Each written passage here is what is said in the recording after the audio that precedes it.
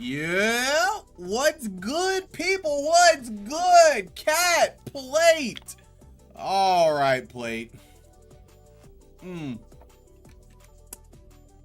What's good, Howard? Why am I so early? Just felt like it. I actually had time today, so I was like, why don't I just go live? So I did. So I decided to go live a little early today. Maybe we'll do some more fun things. Maybe we'll do some silly fun things after I beat Sonic Unleashed.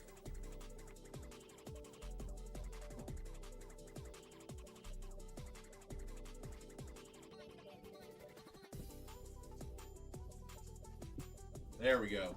Knocked out 10 pretty easily. Oh, okay. All right. See you later.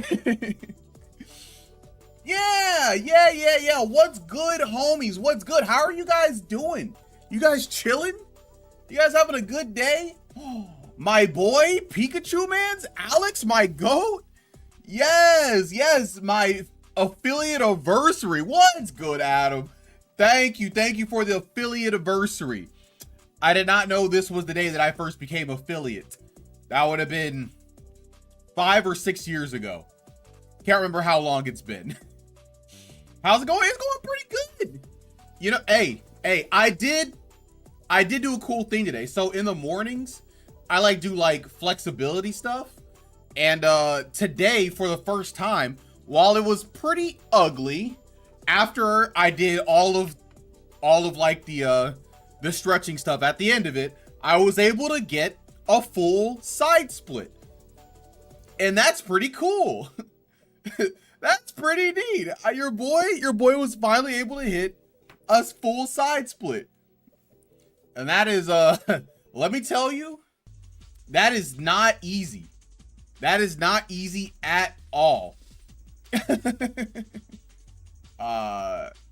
Hopefully I'm trying to keep it going to eventually where I can just kind of just do it at any point. I'm just like, you know what? I just want to do a split and I could just drop down and let it rip, but I obviously can't do it. I can't do that yet. I have to be heavily warmed up to even attempt to do it. I think my legs would break if I do any split. You're right. If you do it without any kind of flexibility, training or trying or anything like that, yeah. I have a 12-minute routine that I do pretty much every morning, and that after a month, I was finally able to get it. But if I don't warm up, I can't really go that low if I don't warm up. If I were to try to do it right now, I'd probably only get down to maybe a little over half. Probably. I think probably just a little over halfway down. But it'll be very, very hard. But if you train, you can do it. And then you can do party tricks. You can be like, hey guys, watch this. And then do the splits. Everybody be like, whoa, you did the splits? Whoa, that's so cool. And that'd be kind of sick, right? That'd be kind of hype. What I need to do is I need to find a trainer who specifically trains in flexibility. Cause I think my hip flexibility is bad. Specifically my hips, or I'm sorry, specifically my right hip. I don't know what it is, but my right hip over here just it doesn't move as well as my left one. And I don't know how much of a problem that is, but I want to get it a lot better. At least that's one of my goals. So I think I have to look up hip specific things. But yeah, we did a cool thing. So yeah. Yeah, that's super duper sick. So that's my accomplishment for the day. But yeah, I decided to go early today. I just wanted to just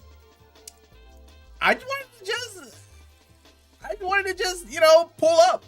I had nothing going on, and you know what? I know that I'm gonna have to play Sonic Unleashed a little bit longer today because of the incident. Well, that's okay. And then afterward, because I'm pretty certain I'll be able to finish Sonic Unleashed in like 30 to 45 minutes, an hour max, So then after that, I was thinking maybe we could do like a tier list. Maybe we do a fun little tier list. I think it'd be a fun thing to do today. Maybe we'll pick another anime, or maybe a few anime, and we'll put them on tier lists and stuff. So that's kind of my loose idea of the day. You know, nothing crazy. Yeah. Oh yeah, Pikachu Mans. Alex, are you excited that Chez is setting up the grinding session? I hope you are. I'm definitely gonna try and be there if possible, because I think that's a really cool thing. And you know, hopefully I'll be able to help, you know, with all the people that are actually trying to get good. It was. Hopefully, I hope Growlithe and Wyatt are able to come out, because those would be some good people that would love the grinding session. You know, I'll be there to beat up on some people for about 45 minutes, get the endurance, because as a tournament player myself, my endurance is very high. I can play for many hours at a time and be okay, unless it gets too late. If it gets too late, then I get eepy. I get a little eepy, you know. Your endurance pretty low, so like after maybe like 30 or 40 minutes, you're like, man, boy, are my arms tired. Nah, you see, back in my day when we were knocked out, we just insta went to go play friendlies for literally hours. So you gotta, well, actually, you know, I guess it's hard to do that at locals, right? Because a lot of people don't even like to stay that long. But if you can, definitely grind those people that are there. I stopped thinking after far enough. Yeah, it's definitely harder than it was back in the day. I won't lie. But at majors, it's really easy. Because like when you're out of bracket, everybody just wants to play. So you just play anybody you see. I remember when I was first getting into the scene or whatever, like every single local and every single tournament, I'd be like, all right, yeah, I guess I'm just hanging around playing friendlies. And I would just play for hours. Back in the day, I could stay up till like 2 in the morning or whatever and play and be fine. But that one time we went to the DFW tournament, it was like 1 in the morning. And I was like, I'm so tired. I had to play Pug, and I was like, bro, I'm just sleepy. I could fall asleep right now. I could just fall asleep on the ground right now, to be honest. I enjoy chatting with people, but I usually stop playing and watch matches. If I start watching matches, usually it would be, maybe I'd probably start watching at like semis to like grand finals of a tournament, maybe, but most of them I'm just playing. Imagine being scared by a pug. Dog, I was so tired. I was barely keeping my eyes open. I was like, oh, it's over? All right, great. Bro, I gotta get back. I'm dying. It was so late. That's how you know I'm becoming an old man. Because I call like 1 and 2 in the morning late now. Watching matches for nerd? No, watching matches is hype. Watching matches is cool. Especially like semis to like grand finals of a tournament. Those are all sick and cool.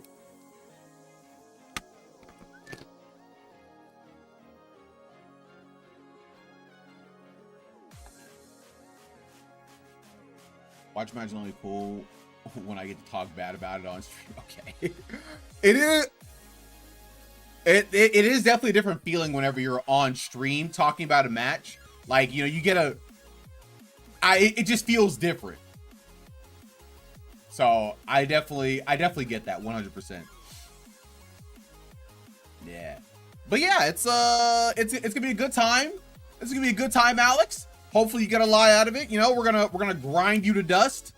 So hopefully you get all the training you need. One thing, oh, what was it? Oh, what was I about to say? Oh well, it's gone. If it's important, it'll come back to me. Oh, important thing. Hey, to everybody in this chat, okay? If you have a Switch 1 or a Switch 2, okay, go to the Nintendo eShop and download Monster Hunter Generations Ultimate, okay? It's $5.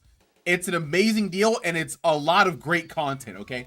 Monster Hunter Generations is a fantastic Monster Hunter game. I couldn't recommend it enough. I already... Now, play. I don't know if you heard everything that I said. I said, you know, like, this goes like everybody in the chat, so it's not just you. But I am glad that you already own it. That's great. I did not own Ultimate.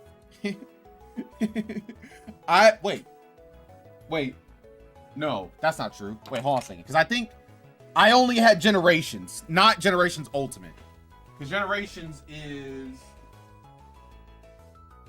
Yeah. Yeah, on the DS, it's just Generations.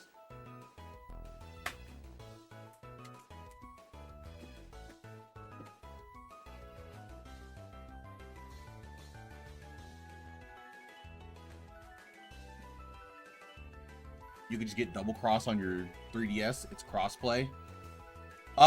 Generations is Generations Ultimate on the Switch crossplay with double cross on the 3DS? Because I didn't get double cross.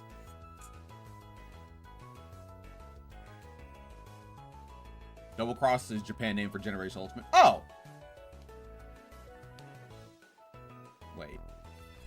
Hold on a second. Double cross.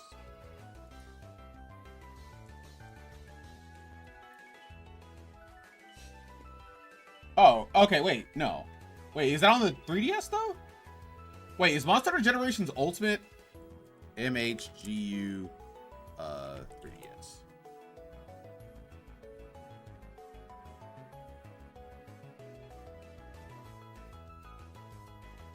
Okay. We didn't get the 3D. Okay, I was like, wait, what? Did we get the 3DS? Okay, all right. I was a little confused. Okay, I understand now. But yes, I did buy it today. I got Generations Ultimate for the crispy price of $5, $5. So I'm not mad at that at all. I also got the free update for Hollow Knight, like OG Hollow Knight. So better frame rate and stuff. I don't know if I'm gonna go back and play it, but it is cool. Neonta stream? Is that a cat thing for Monster Hunter? Neonta? I promise you, I did nothing with the cat. I never do anything with the cats. I know you can play as a Palico. I just like never did it. It just never appealed to me. I was like, bro, why would I play as the cat when I could just play as the really strong hunter guy? Like, why do I want to play as the cat? I guess I never understood it. Okay, but why is he saying, like...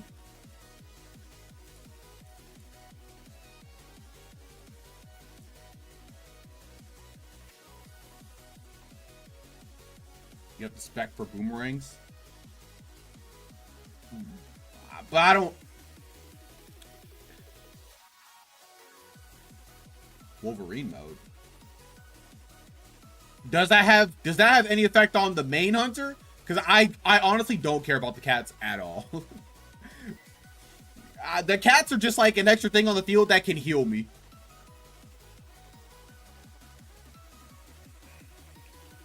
Okay, if it has like a thing that I need for like my actual hunter, like not the cat, then I guess I'll have to do something. They're a new weapon.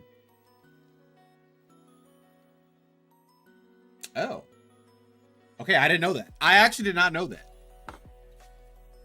Well, then I guess I'd have to do it. But yeah, I just don't care about the cat. I just don't care about the cat at all. If the cat doesn't affect the human hunter, then I don't care about the cat. I'm sorry. If playing as the cat, like, only get stuff for the cat and not the human, then I don't care. You aren't a real Monster Hunter fan? What are you talking about? I am. Do you know why I'm a real Monster Hunter fan? Do you know why? I'm a real Monster Hunter fan because I enjoy flexing on them. I enjoy drinking my drinking. Doesn't even like Palicos? That's not even what I said. I just said I don't care about the cats.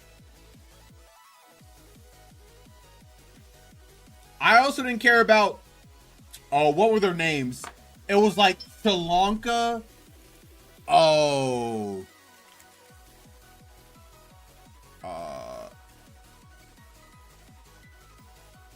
What were their names? Shakalaka and, oh, they were just like the Shakalaka Warriors? Did they have, what were their names? Cha-Cha and Kiamba, that's who they were. Yeah. I didn't care about them. They were like, bro, what is this? You know what I do like? I did like the dog in Monster Hunter Rise. I thought the dog was sick. I definitely rock with the dog. The dog is dope. The dog is a problem with modern Monster Hunter. I won't deny that, but I do think the dog is sick. I think the dog is dope. Okay, I love the dog. I think he's so cool. If you weren't able to ride them, it would be fine. While I completely understand what you're saying, Play, and I don't even disagree, I like the fact that I can ride the dog. I think the dog is sick. But the dog just taking to the monster is bad. I mean, it's the same thing as the Sekret, right? Except I don't like the Sekret, but the dog had sauce. The Sekret does not have sauce. You know? Like, the Sekret is, you know, it's a cheater mechanic. The dog's a cheater mechanic with sauce. I know, that's why he's sick. I mean, like, he like does stuff, bro. I love the dog. The dog is cool. The dog is the best companion we've had.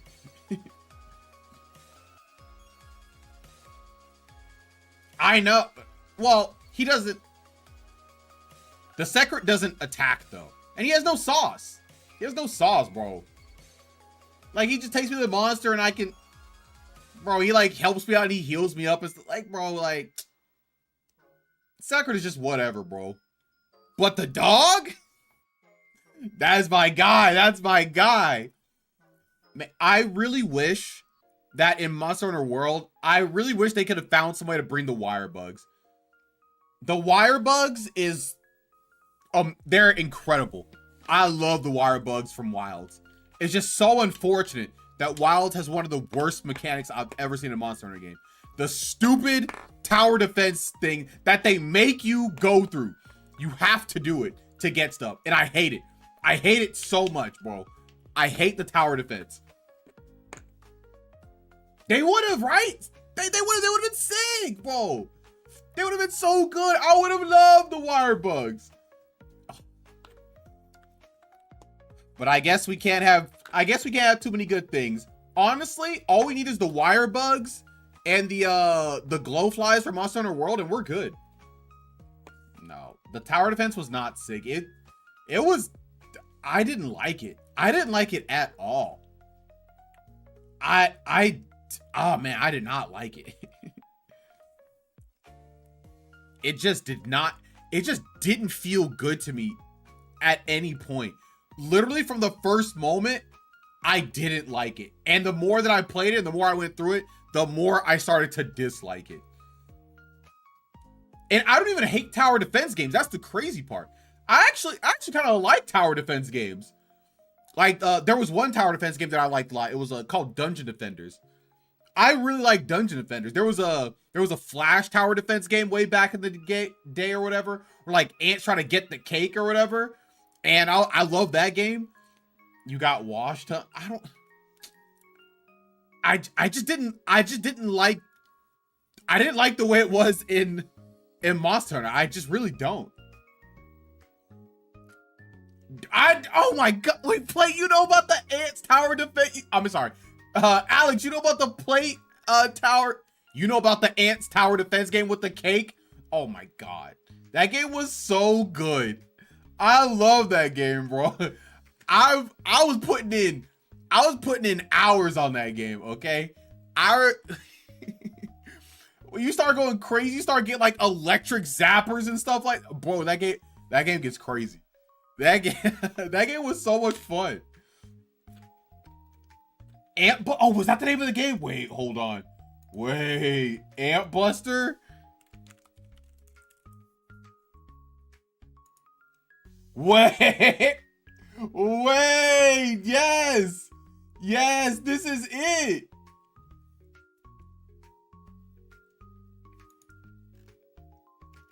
Bro, Ant Buster went crazy, bro. You need to run a stream playing that game. Low-key, I'm not even opposed to that, actually. I'm not even necessarily opposed to that.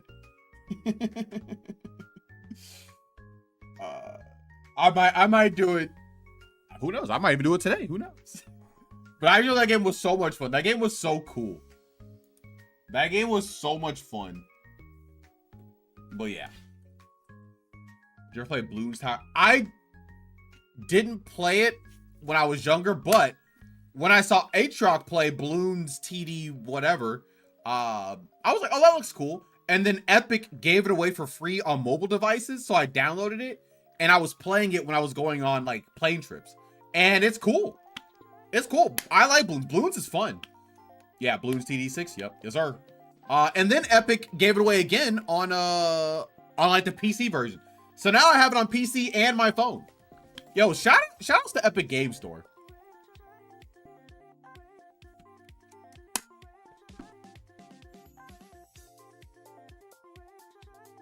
Like, Epic Game Store has given me like quite a few free games. Like, let me go through what some of these games are. Ninja Kiwi. I don't even know where my website was. I went to like, I don't even know where I was looking. I just looked at like Flash games or whatever, and I just found whatever I could. Oh man, we got so many games, bro. We have what, Axiom Verge, Bloons, we have Borderlands 2 and the pre-sequel. We have Cassette Beasts, Chivalry. I don't even know what that, Death's Door is free. Disco Elysium, Doki Doki Panic, Eastern Exorcist, Elite Dangerous, Fall Guys, Fortnite. I don't even know what Green Forge is. Genshin Impact, Ghost Runner 2, Ghostwire Tokyo. Yeah, it was free like a while back. I don't know when I got it though. But yeah, it would have been a while. It would have been a little while back.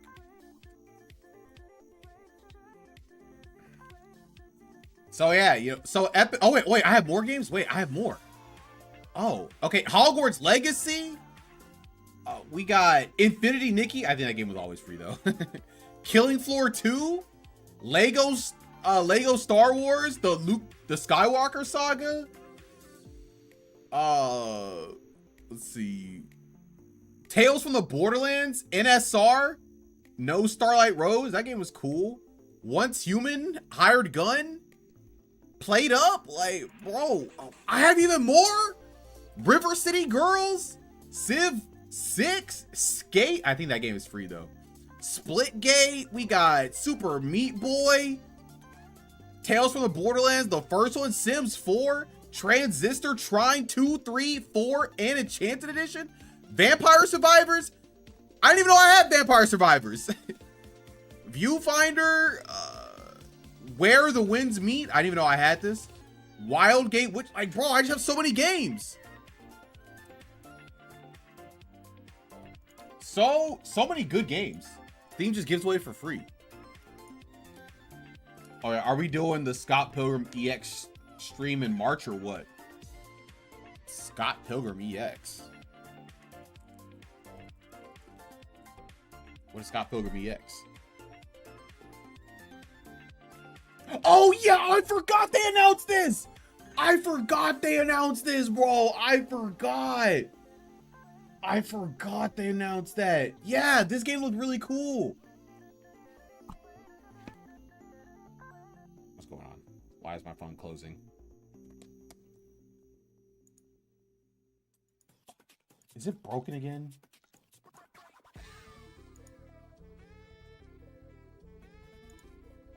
Okay, I think I need to close anything you do in this game. Honestly, well, okay, so the problem is I would definitely get this game on Switch though. And I don't know if it's crossplay. If it's crossplay, it may not be possible. Because this is definitely a game I would get on Switch. 100%. I don't know if it's crossplay though.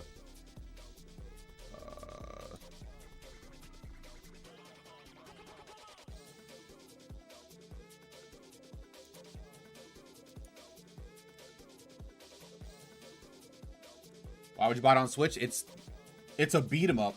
It's a game that I would want to pick up and play very easily.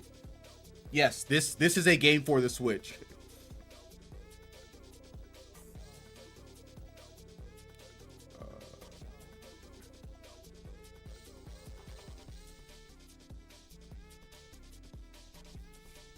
Okay, will the multiplayer crossplay? Oh, it looks like it will have cross co-op. It looks like it will have cross co-op. I think. Okay, well, nobody's answering the questions now. Okay. You shouldn't be buying Scott Pilgrim games on anything but PC because it's gonna get shot in licensing for like the first game for 10 years. I literally don't care because I will not play it enough on PC or console, or I'm sorry, I will not play enough on anything that isn't portable. So I will get it on a console where I'll actually play it. I just won't play it enough on PC. I just know myself. Yeah, exactly. That's what I was saying. I was like, okay, yeah, it looks like it will have crossplay, so it literally won't have an issue. But yeah, I won't get this on anything other than Switch. It's just not happening. But luckily it's crossplay, so it'll work out. But yeah, all right, Pikachu Mans, yes sir. We will be playing this game on stream. Yes, go ahead and get in with me and play. It'll be fun. It'll be sick. It'll be dope. You know, you can get it on Switch or PC, and it'll be dope. As a matter of fact, you know what I should do right now? I should put this in my Switch wish list. It's BS that Kim won't be playable though. Did they say why she won't be playable? Or just not in the game? Because yeah, it's whatever.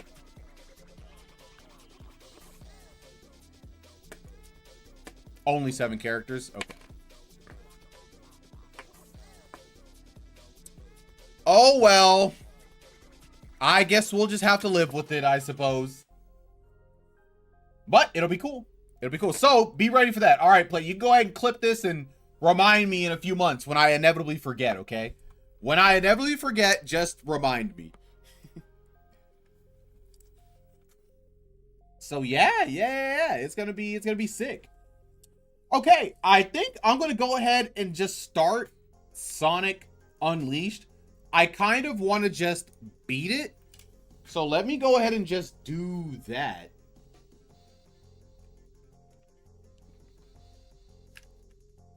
Scott, Ramona, Lucas, Lee, and Roxy were announced before, and they revealed Matthew and the stupid robot 01 as a playable today.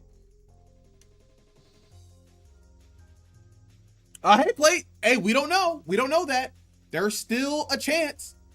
There's still a chance that it's Kim.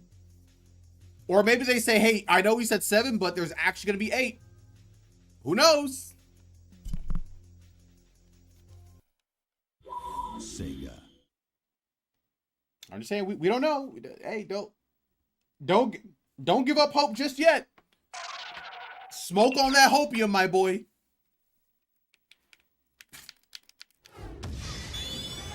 Hey. Hey, I'm just saying believe. Just believe. That's all I'm asking. Just a little bit of belief.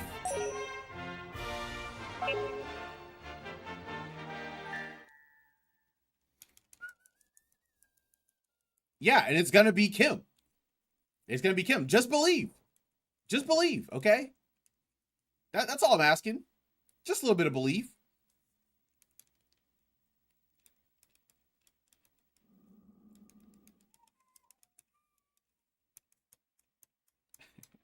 No, I'm not invested that much to care enough. If it's not Kim, I don't care actually. No, I will just buy the game. That is no problem for me. I actually have a budget for buying games for my stream stuff. If it's for stream, then I can buy it with my stream allotment. So yeah. Even you won't last long against this one. That lit up part on the bottom looks fishy. I'll try aiming for that. You little. How about this? Fire!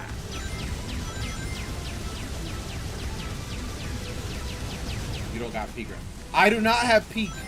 The only way I'm getting peak is if Luigi toilet or plate come climbing with me and Tyreek.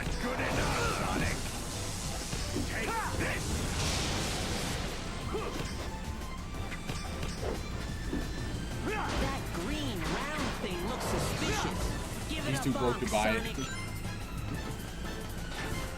Yes, sir. I'm too broke. I can't do it. I'm in fact just too broke.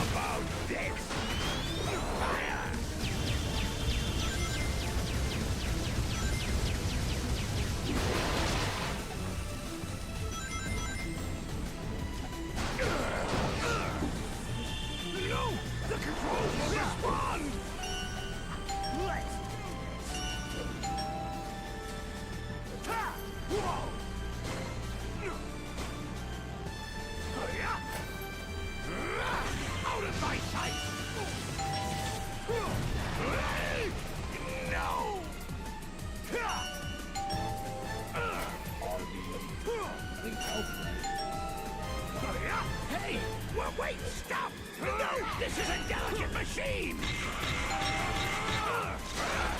Ding dong! Blast you, Sonic! Hey. Just a cool, crisp Friday night. Out of my sight! Or, you know, whatever day works best for you, I guess. Jeez, Eggman, simmer down!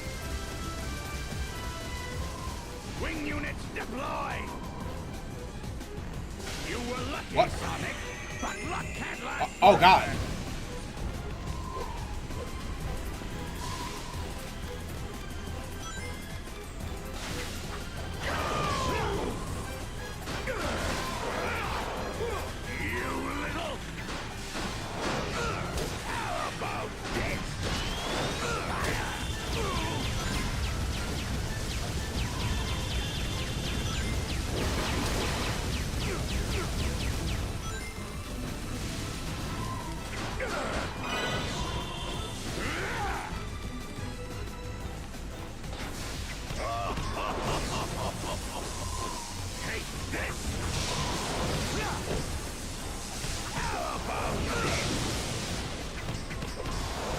How are you gonna be 2 hours late?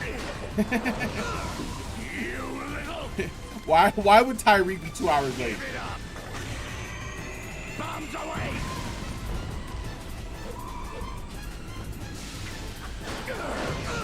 Every time! Every time!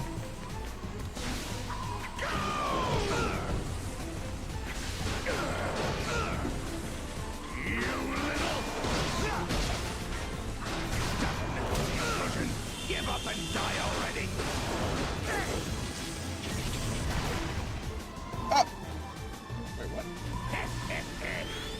one for the road, Sonic.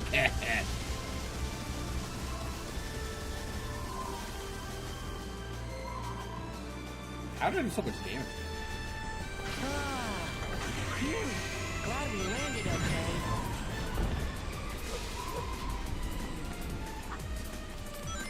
Okay, then I should be able to just...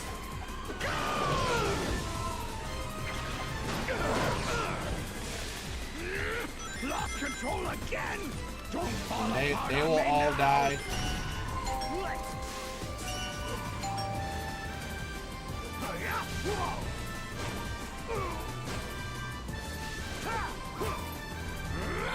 Out of my sight! No! Stay back!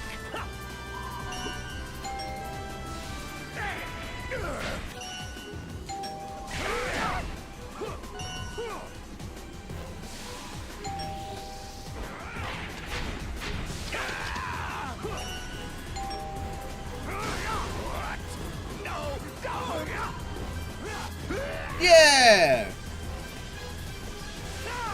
They should let Eggman swear. No, you know, I don't think he needs it, actually. Yeah, that's right, baby.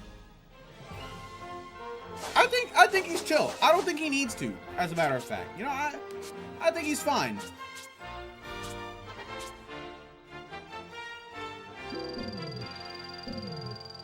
Let's increase speed.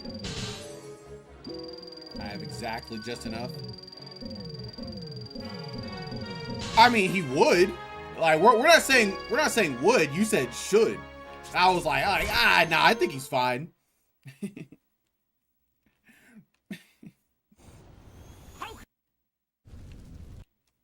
Awaken. Long pause, just stares up.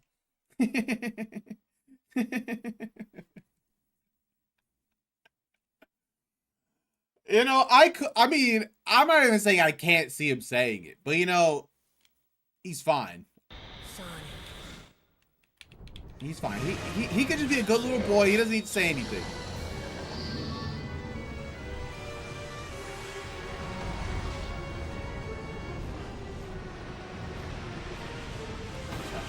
Left. And I think it's center.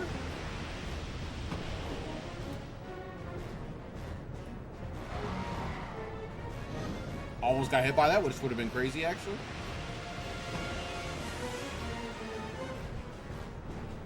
Bum, bum, bum, bum.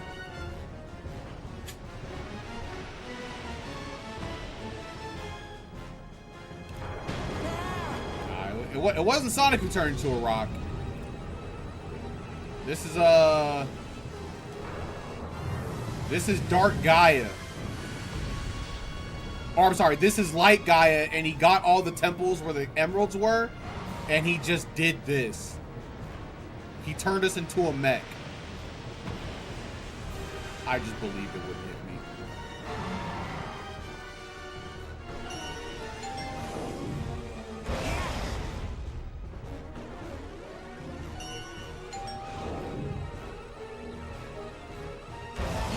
Ha!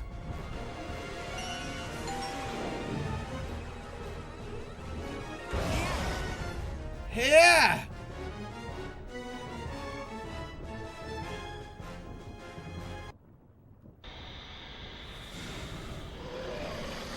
Alright, and then we have a Sonic portion.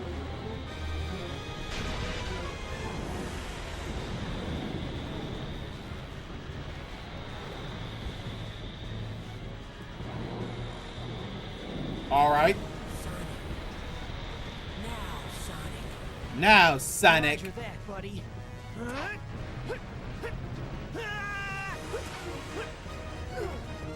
Time for the big finale.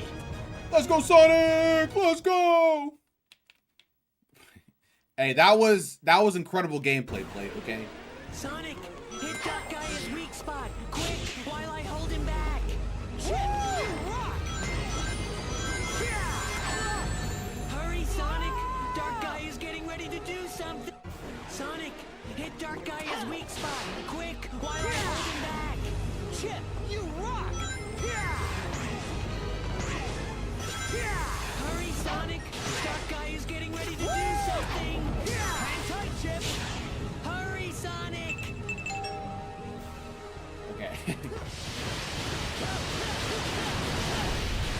Like you would, right? Like when he got all of his memories and stuff back, even the light that was talking to him just sounded like him. And I just thought that was crazy.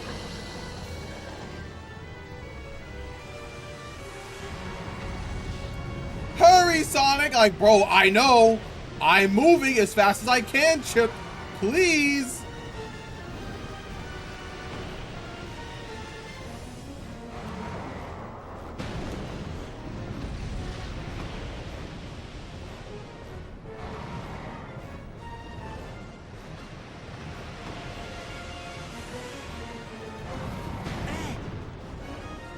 I'm gonna see if I can attack the rock.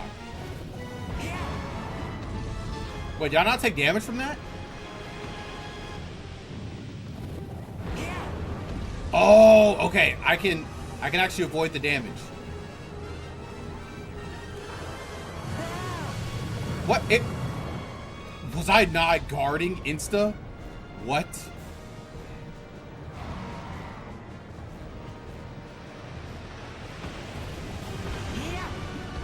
Yeah.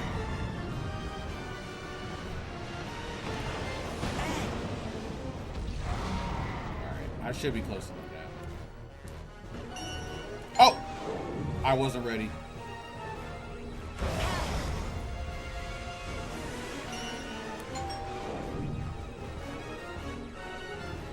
Yeah!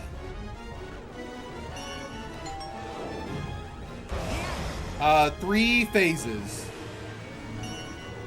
Well, I mean like 3 of like these phases. Because then you do have Supersonic after this. So after like this portion or whatever, then you'll unlock Supersonic and then you do stuff with that. But this only has 3 phases. Sonic, hit Dark Guy his weak spot. Quick, while I hold him back. Chip, you rock! Yeah! Woo! Hurry, Sonic. Dark Guy is getting ready to do something. Woo! I know, Chip. Hurry, Sonic! Woo!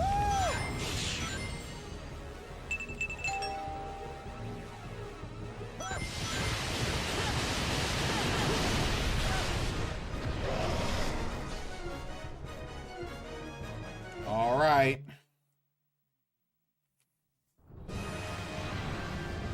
Let's go.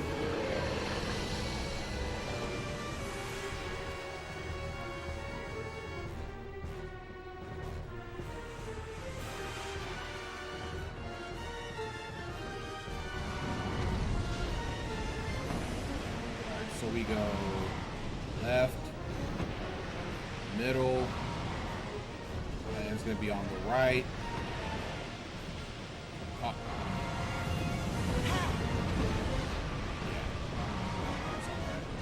And then there's no way to get to the center. Missed the timing. Missed the timing.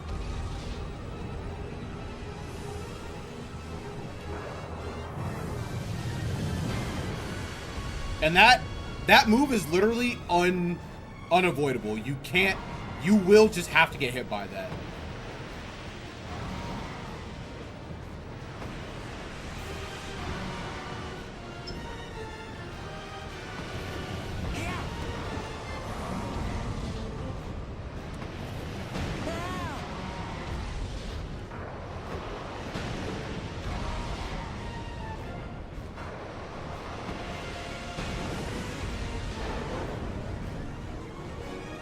Should be good. Okay. Oh!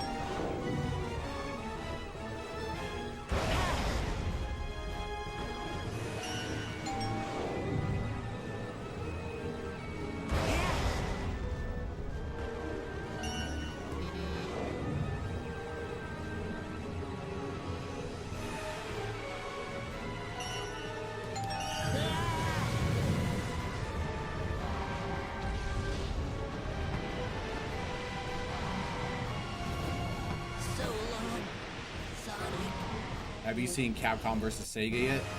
No. I have not seen Capcom vs. Sega. It is low-key a little annoying.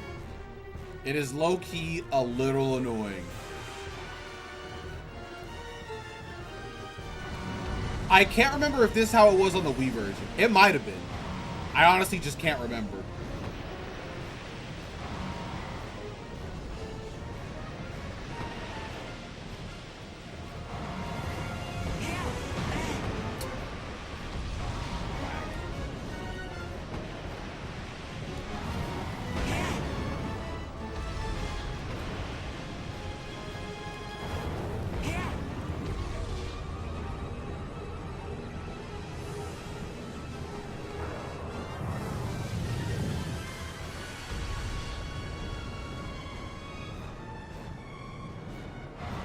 I think this one is left, right?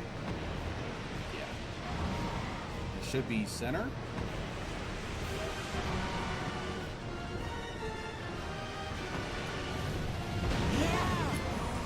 I mistimed that?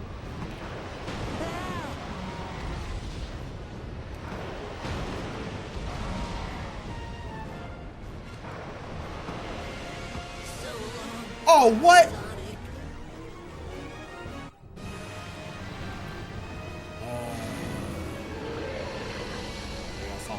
Anytime he tags in or out. It's the Brawl CSS pose. Really? I mean, that sounds kind of cool.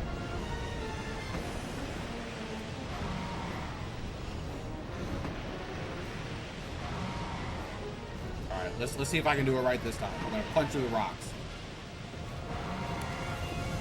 Yes. I'm kind of nice. I'm not nice.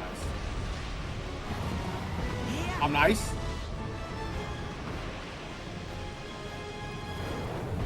I'm nice.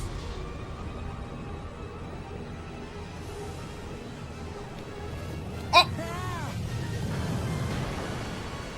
I messed up. I messed up. All right, we're not even gonna we're not gonna mess up like that again.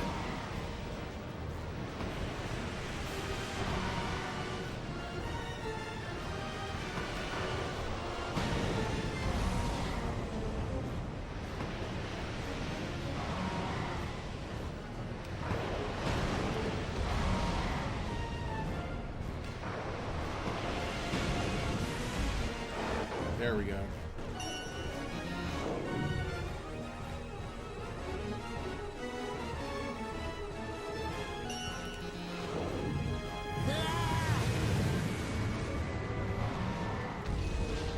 Oh.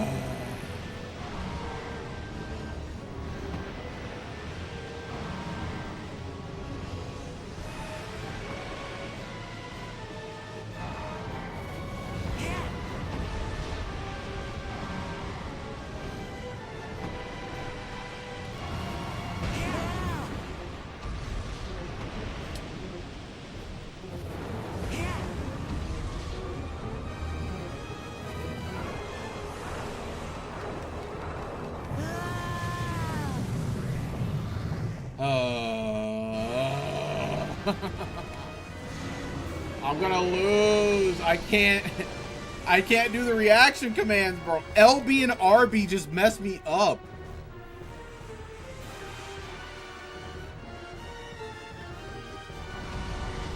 It's just so hard to remember left and right, bro.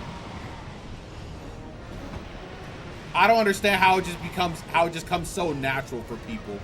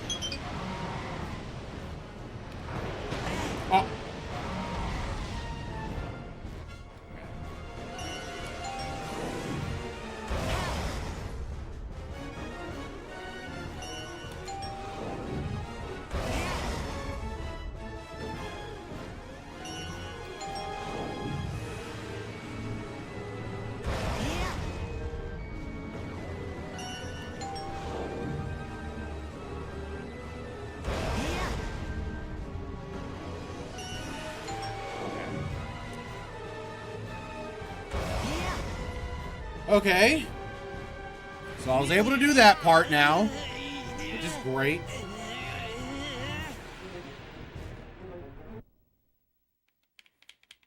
I only have 2 lives, and that's Sonic, super hit Dark unfortunate. Gaia's weak spot. Quick, while I hold him back. Chip, you rock! Ah,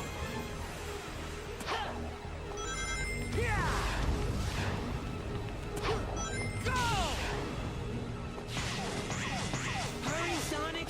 Dark Gaia's getting ready to do something. Hang I tight, know, Chip.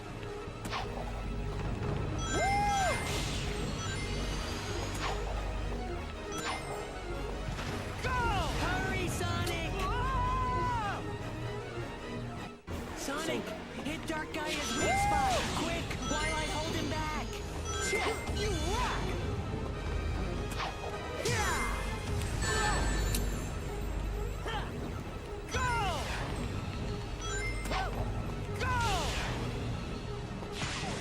Hurry, Sonic. Dark Gaia's getting ready to do something. Hang tight, Chip!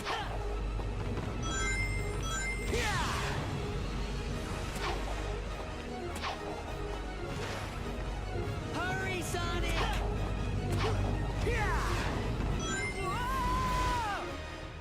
No. Sonic, hit Dark Gaia's weak spot. Quick, while I hold him back. Chip, you rock!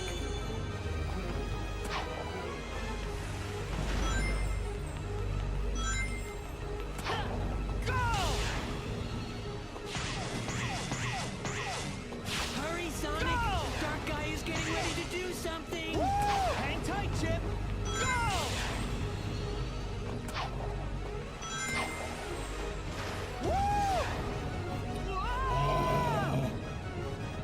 So Sonic, annoying.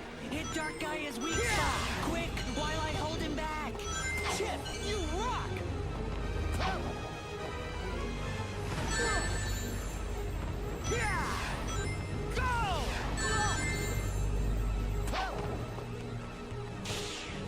Hurry, Sonic. Dark Gaia's getting ready to do something. Hang tight, Chip!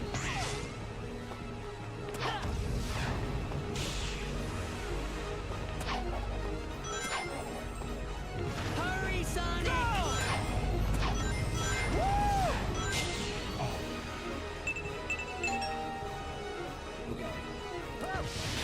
Oh! I almost fumbled that. Let's go!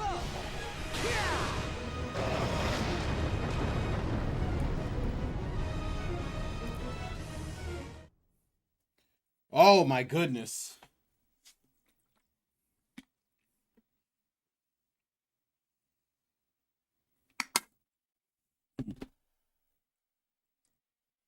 I just do not have Twitch reactions. I actually have extraordinarily slow reaction time.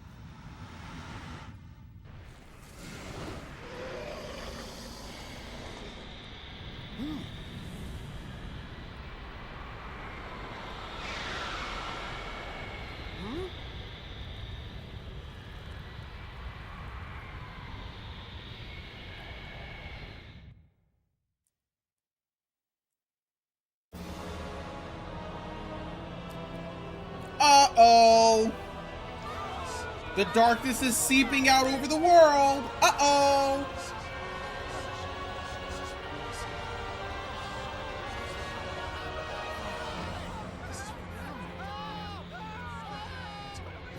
Nah, it's over. It's over. The world is doomed. Sonic couldn't do it in time.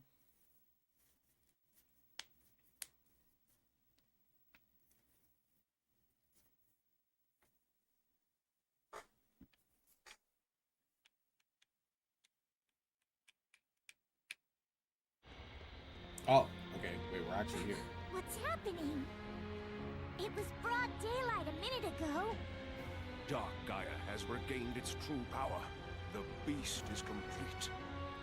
It's just as the Gaia manuscripts foretold, and the world shall be plunged into the dark of night, the dark of destruction. Yes, he's spitting. To this, we're doomed. The planet is lost. That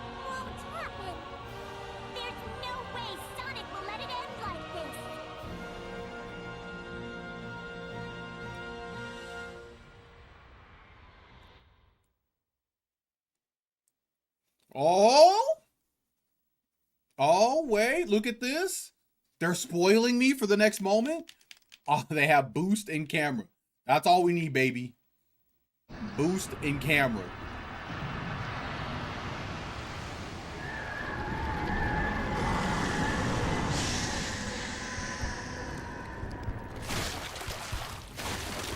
Ugh. Ooh, yucky. Gross.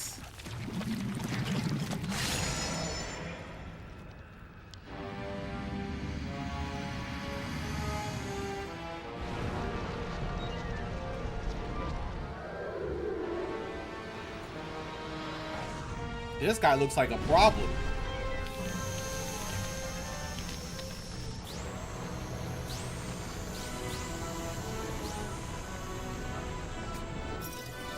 Let's do it! The 7 powers of chaos.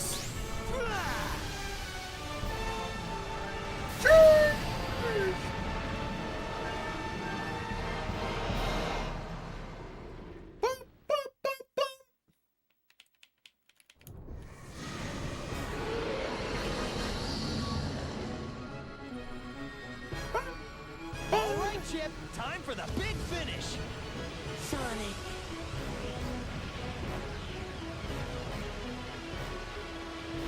Wait, why do I have like no health?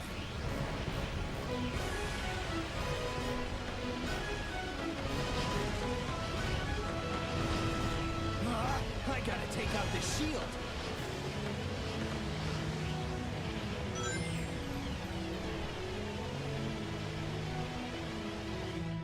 My turn, Sonic.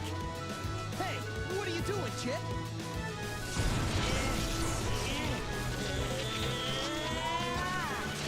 Chip, you were... Wow. I'll get its attention, Sonic. You do something about this shield. I think those big snake things are creating the shield, Sonic. Looks like those snake things are its weak spot. Whoa, this is not how I remember the Wii version being, if this is even how the Wii version was.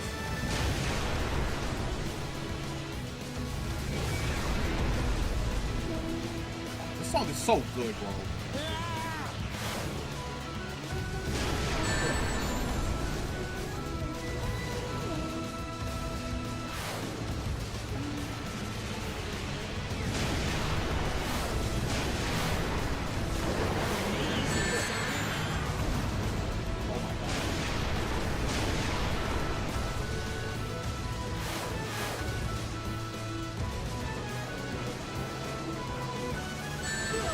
What?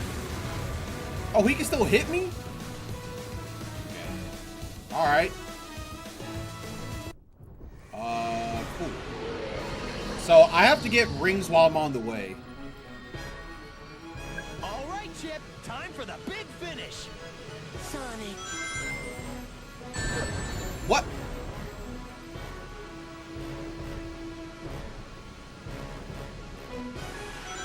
I wish these rings were placed in a way where I could, like, see them a little bit better. Okay, you cannot just speed through them.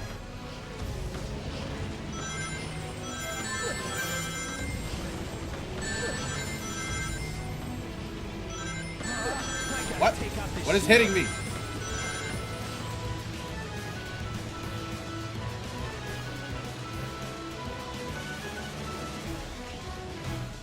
My turn, Sonic.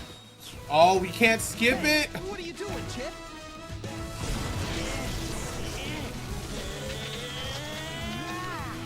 Chip, you were... Wow. I'll get its attention, Sonic. You do something about this shield. I think those big snake things are creating the shield, Sonic.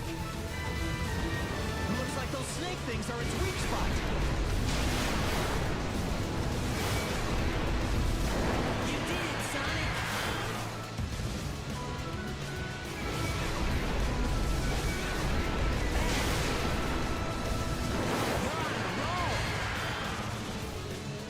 Fine. I'm still fine. All right. right. What?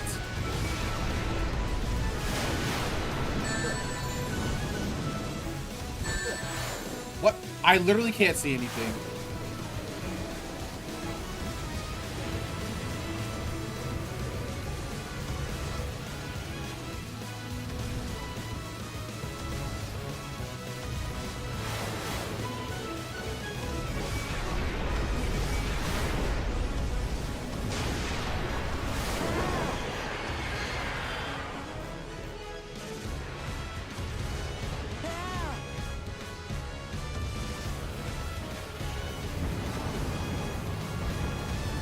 Oh, what?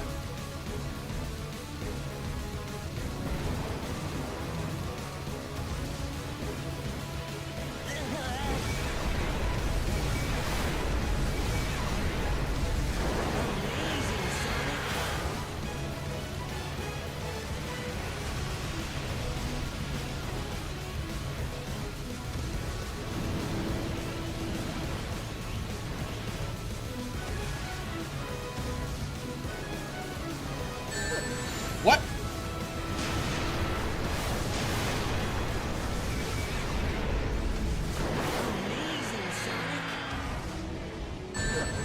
Oh, you literally can't even see the rocks. You have such limited control of your camera.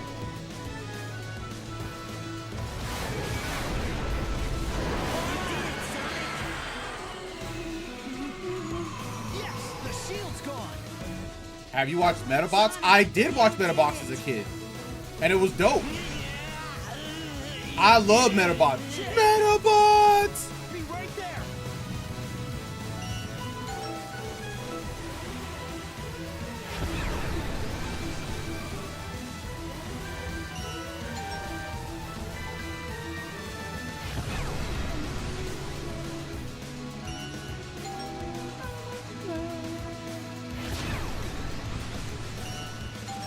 This battle's so cinematic. No! I messed up.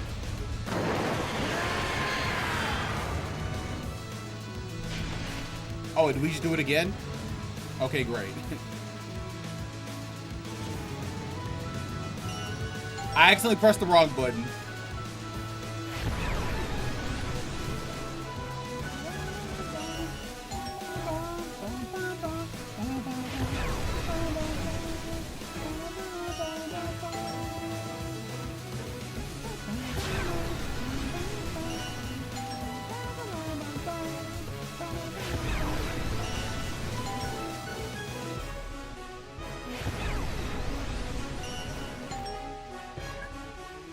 Eat this.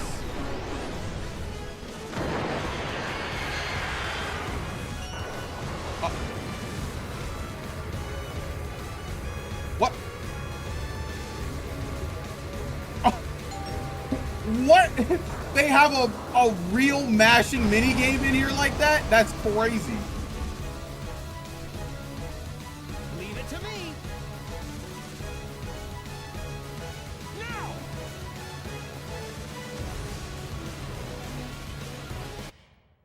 Okay.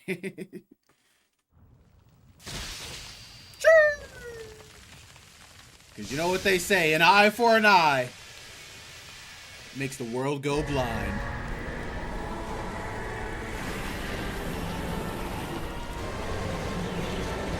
We did it.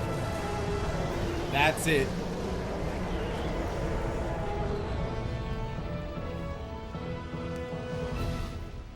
Okay, is he like really dead this time though? Like, is he dead for real for real? Or does he come back in a millennia? Or a million years or whatever?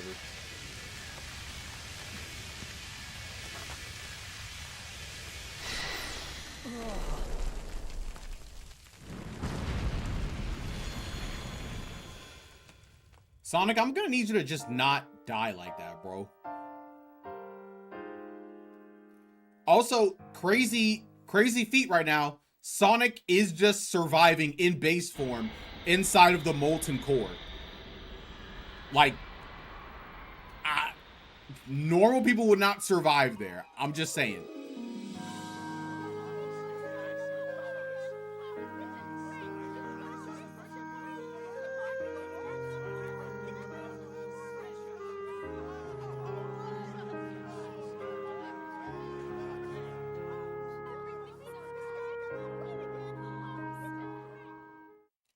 Sonic hangs out on lava all the time. I'm just saying, that's a base Sonic feat. He just survives around volcanoes.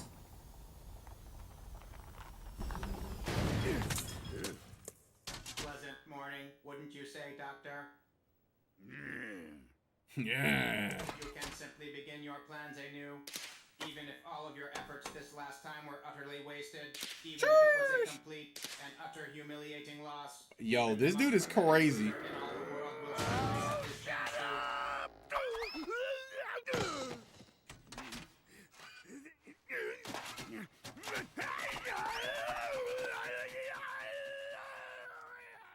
Nah, you know what? I get it, Eggman. I would want to kill that robot too, to be honest.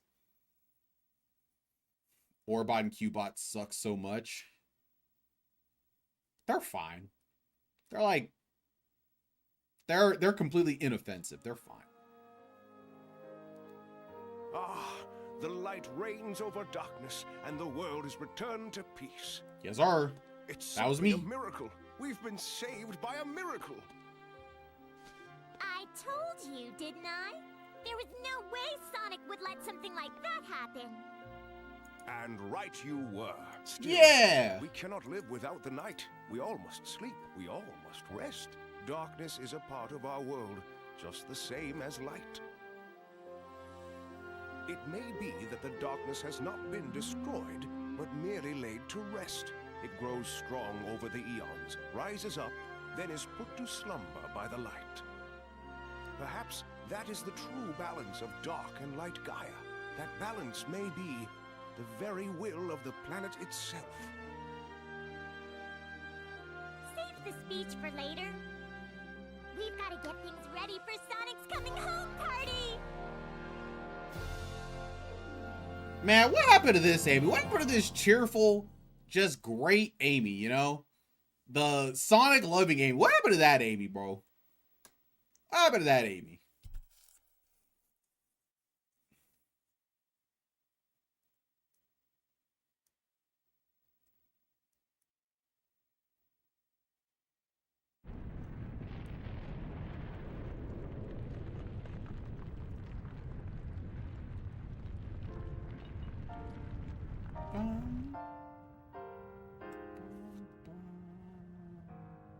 Sonic.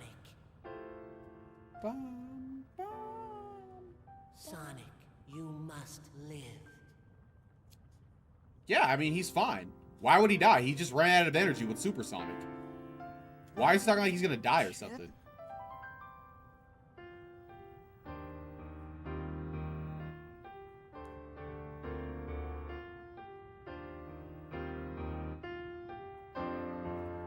And why is Chip going into the void? Wait, is he gonna throw him? Crazy.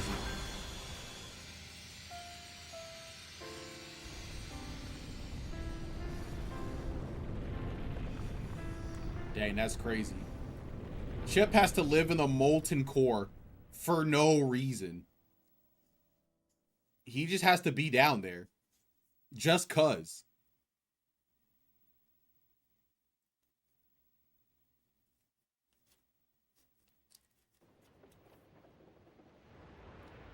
Bum, bum, bum. Insane. Truly insane that Chip just threw him. No help, just launched him. Sonic could have just died.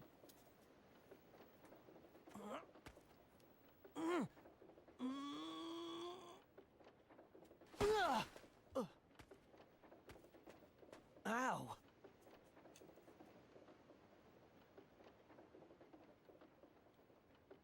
Oh, never mind. I guess Chip still is here. Oh. Never mind. I was like, oh wait, I was like, I guess he came. Never forget you.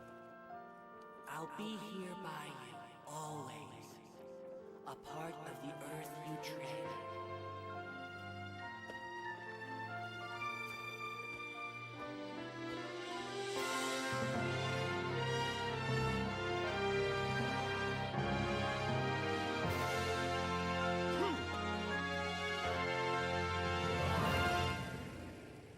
How did Tails find him?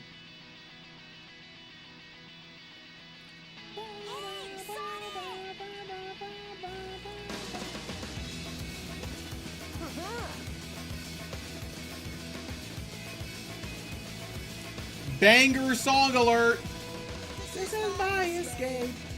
I'm running through this world and I'm not holding back.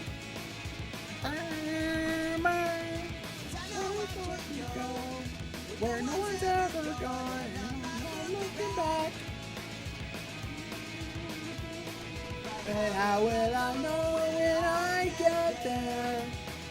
And how will I know when to leave? Y'all gotta start from somewhere. It's all there for me. The possibilities are never ending. I see it, and now it's all within my reach.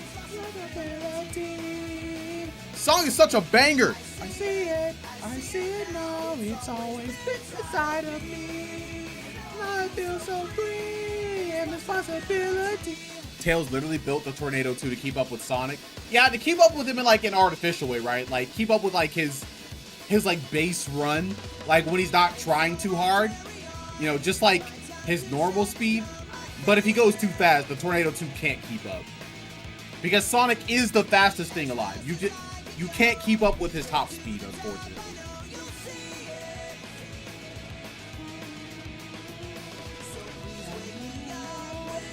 I get there. It feels like I've been our dream.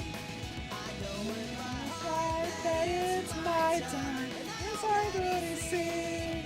The possibilities are never ending. If he goes too fast, Mikhail just gets out. Well, how does that help? Also, Shadow is faster? No, he's not. Shadow is not faster than... Base Shadow is not faster than Base Sonic. Base Shadow is a little bit stronger than Base Sonic, but Base Sonic is faster.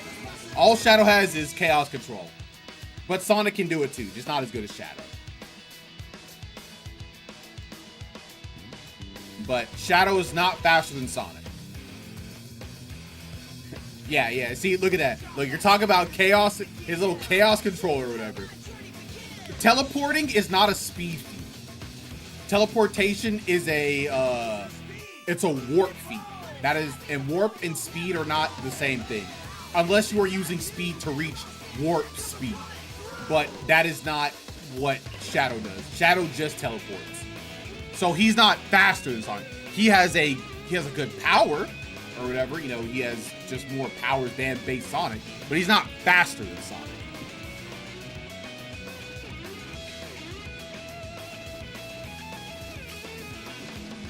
Teleporting is absolutely a speed feat when you're as fast as Shadow. No, it's not. Teleporting will only count as a speed feat is if you are actively moving so fast that you reach another point in literally an instant. Teleporting is not moving, just thinking about the spot that you want to be in and then appearing there. That's not a speed.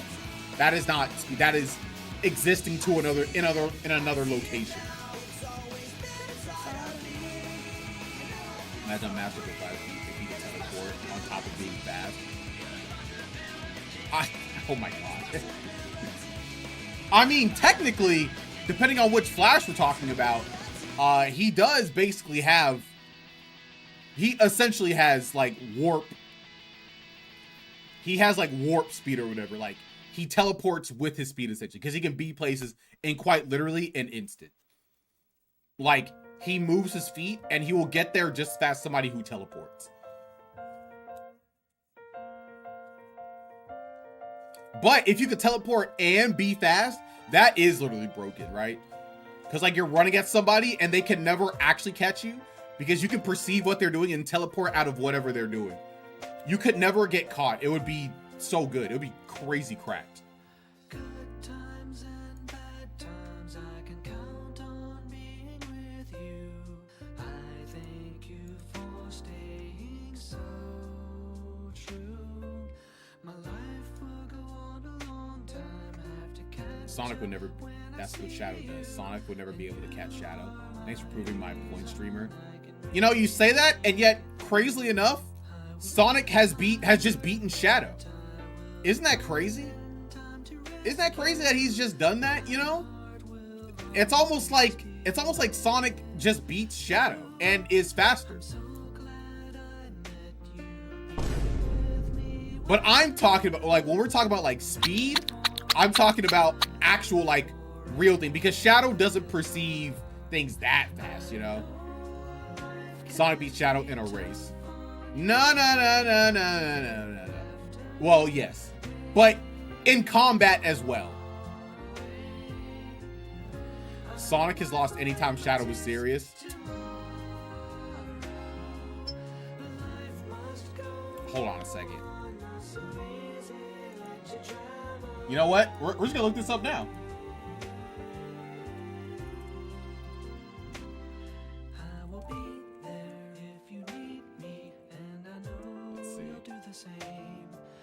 Let's see.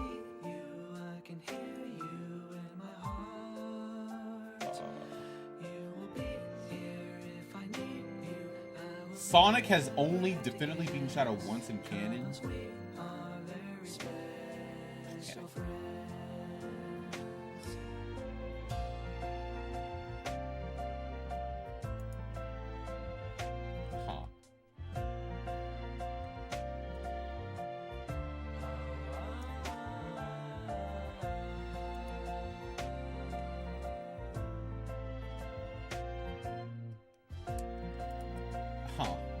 I'm gonna do some research on this. Because I don't even know if they fought that many times, actually. Interesting. I don't know who's won more times.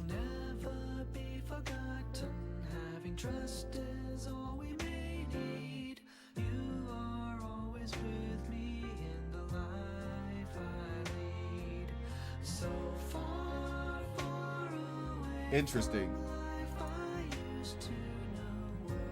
Whenever this topic is brought up in a Beyblade, well, Sonic beats Shadow more times than not.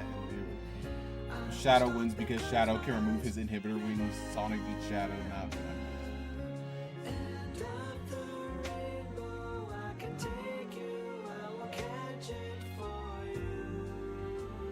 I guess Shadow does have his inhibitor rings. And I guess that would be hard for Sonic. I don't know, man. What's good, Howard? How's it going? When Shadow was locked behind rules. But anytime Shadow was just like, no, and Sonic wasn't supersonic, Sonic loses. Shadow was little. Well, Sonic has canonically won bare minimum one time. When they were like actually fighting. It seems like other things are unclear. I'll need to look at their history. I'll need to do a death battle style. Shadow is literally better aliens. Nah, Sonic's faster though. Like, bro, didn't you see IDW Sonic? He's the only one who didn't turn into the metal virus or whatever. Shadow got caught up, bro. Like he couldn't be like Sonic.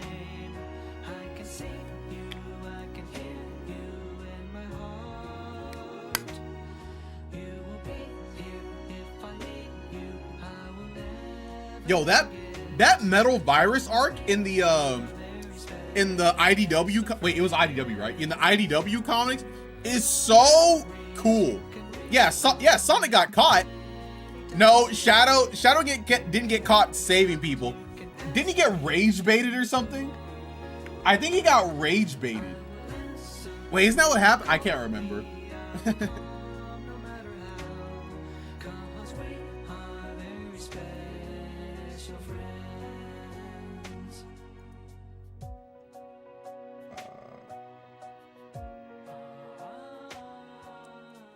Yeah, he got rage baited.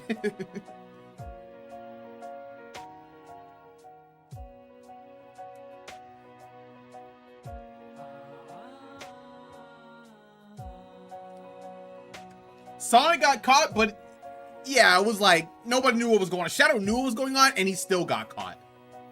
Bro, Shadow has no self-control at all. Also, I would like to point out that Sonic Unleashed has literally had 0 bad songs. Like, straight up, every single song was actually just really good. They get put in a trap. Everyone gets infected before him, and then Eggman floods the entire room with infected robot. But don't worry, because Shadow's fast, he can teleport. That doesn't mean anything to him. He just wins anyway. No, okay, all right.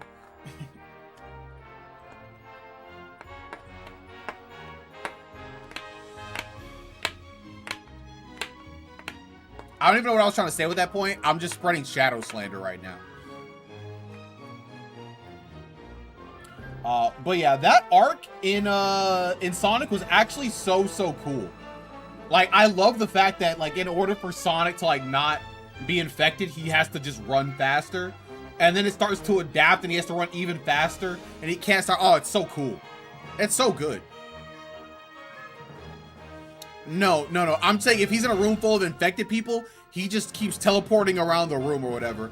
And so he doesn't get attacked, right? Because he can just go to any spot and he'll never be caught off guard. That's the point. So you don't get caught at all if you teleport, right? And if you have he couldn't, why can't he? He's Shadow.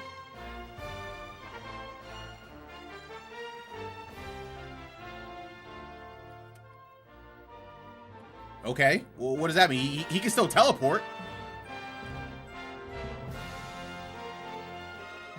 All Shadow has to do is literally teleport to every robot one at a time and then knock them out. He was already infected. Yeah, but that's the point. How did he get infected in the first place, right? Like, how could he allow himself to get infected? No. I'm saying if Shadow should never have been infected in the first place. You can't touch the robot. You can touch them with like what's it called? With like energy attacks. Cause like Shadow has energy attacks. He has Chaos Spear. He can do stuff like that. Like what are we talking about? Shadow has other means. He has guns. Well, he didn't have a gun there, but he can do stuff like that.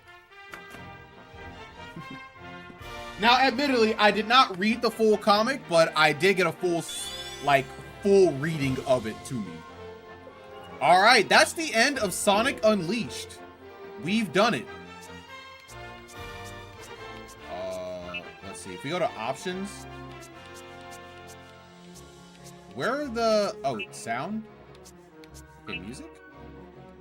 Oh, is there no like a sound test room or whatever?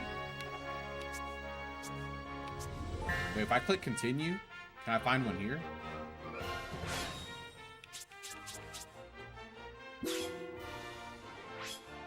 Is there no movie room? I wonder if there is. Thoughts on Unleashed? Well, hold on a second. We have to see if there's a movie room and a sound room really quickly. Because there's cool music in here. Well, it's not in here apparently, so I don't know where it is. Oh well, doesn't matter. Alrighty then, Sonic Unleashed is done. It's over, finito. And that was the last of the 360 games. Yeah, I'll give some initial thoughts on Sonic Unleashed for the 360. And then I'll see if Caleb wants to do the whatchamacallit thing maybe tomorrow or another day. But yeah, Sonic Unleashed. You know, I will say I think I had maybe a bit of no. I don't think I necessarily had rose-tinted glasses on the game, but I think I just played the better version of the game as a kid, which was the Wii version. I do think the Xbox 360 version is a bit, I think it's a bit bloated. I think there's like a lot of extra stuff in the game that's not necessarily amazing. So there are a lot of parts that weren't well liked. However, the music was on point the entire time of the game. There was literally not a single bad track in there, which is actually insane. It looked great. I thought the cutscenes were amazing. Yeah, the Sonic speed levels were cool. Good challenging stuff. The Werehog levels, maybe a bit too long, a little rougher around the edges, but not the worst thing ever, I suppose. But, you know, a lot of annoying parts in the game, but there were some cool things. When I talk about it with Caleb, I'll give you more fleshed out thoughts, and we'll do a little back and forth. What I'm pretty sure what I'm going to do with Caleb is I'll probably do like a I'll talk about the Xbox 360 version that I played, then he'll talk about the Wii version, and we'll like average out in the middle, like where it should be for Sonic Unleashed. Because I don't know exactly where this would go. I don't know where this would go on the tier list. And my initial thoughts, I thought it was going to be in A tier. But now, now I think it'll be somewhere lower. I think it'll end up somewhere lower. And this one's actually a shock for me. Actually, for me to not think it's as amazing as I would have assumed it was. But we'll get to that another time. Okay, but that's the end of Sonic. That's the end of Sonic. Cool. CP9 Zoomer not winning out. Not winning out? Not winning out what?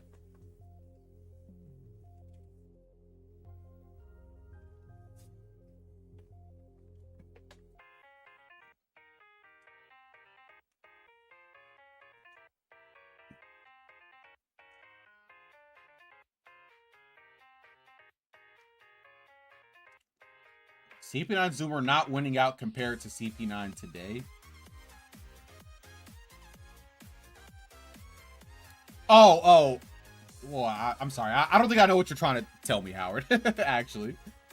Wow, one of the most pan-Sonic games ever not being as good as you thought. Wow. So in recent years, Sonic Unleashed has had a resurgence of people saying this game is actually really good. So, you know. And when I played it, I played the Wii version, and the Wii version is really good.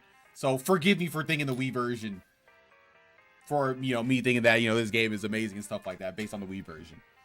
Well, Zoomers like the game. Yes. And everyone else doesn't. That's not true. That's not true. If you played the Wii version, you like the game. If you played the Wii version, you think this game is fun and sick. Oh, okay. You're saying my inner Zoomer didn't take... Okay, I see. The people saying it's good played the PC port. No, this was before the PC port. This was way before the PC port when people were saying they were like the game. Well, what are you talking about?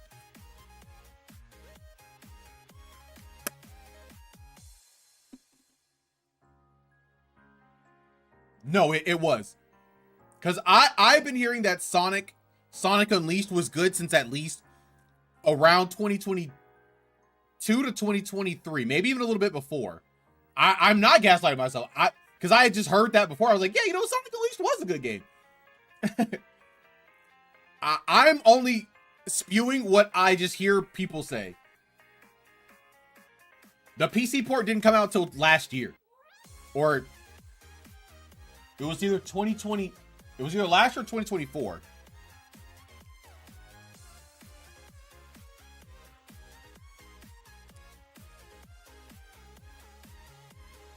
Yeah, it was last year, and I've been hearing about it before last year, so yeah. Same thing as P06. You know, it's crazy because I still have not heard anything good about Sonic 06. All I've heard is P06 could be really, really great. And that's it. And that's it.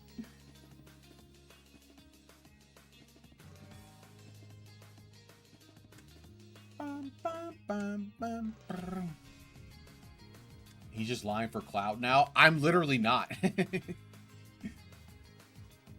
I've seen a handful of 06 apologists. Have you? Have you actually? Okay, well, you know what? Well, it depends. What did they say was the good parts of the game? Because, you know, there's some arguments that can be made for some parts of the game. There's an argument that can be made. It just depends on what they said. If they said the gameplay, they're lying. If they said If they said the bosses, they're lying. If they said the story, I can understand where they're coming from. It didn't actually have much to do with the game on its merits. Okay, well then it sounds invalid. It was like, I played this game when I was a kid and I thought it was fun. Is that an apologist, really? Or is that a nostalgist? You know? That's a nostalgia. Like, for example, me playing these Sonic games, I can confidently say that most of my takes were still correct.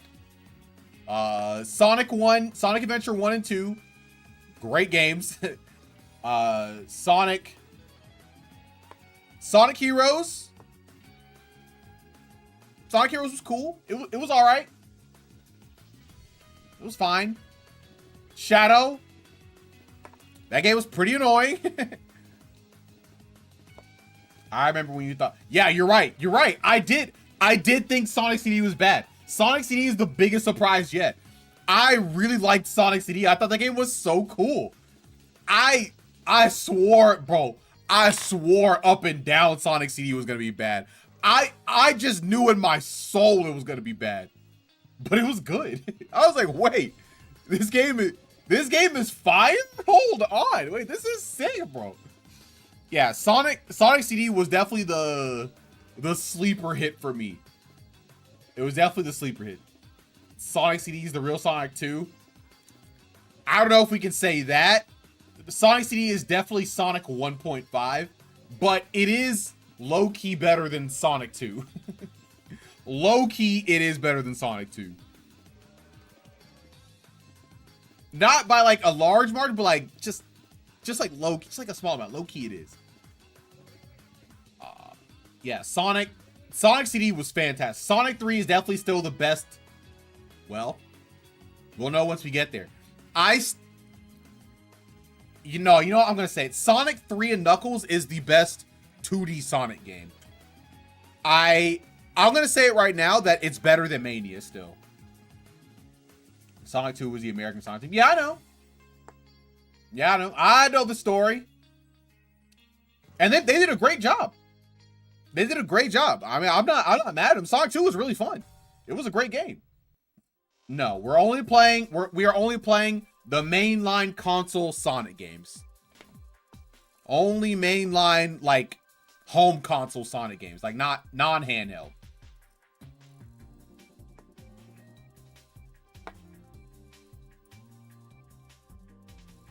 What's the next one? The next one is, let me see. Let me get out my list.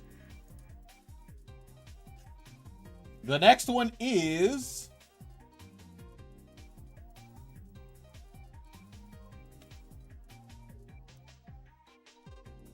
it's Sonic 4. It's Sonic 4 episode 1 and 2. It was released on the 360. And that's tough for your boy. That's tough for your boy. We do have to play that game. I'm really hoping this game is a lot better than people say. I am hoping and praying it's a lot better than what people say, actually.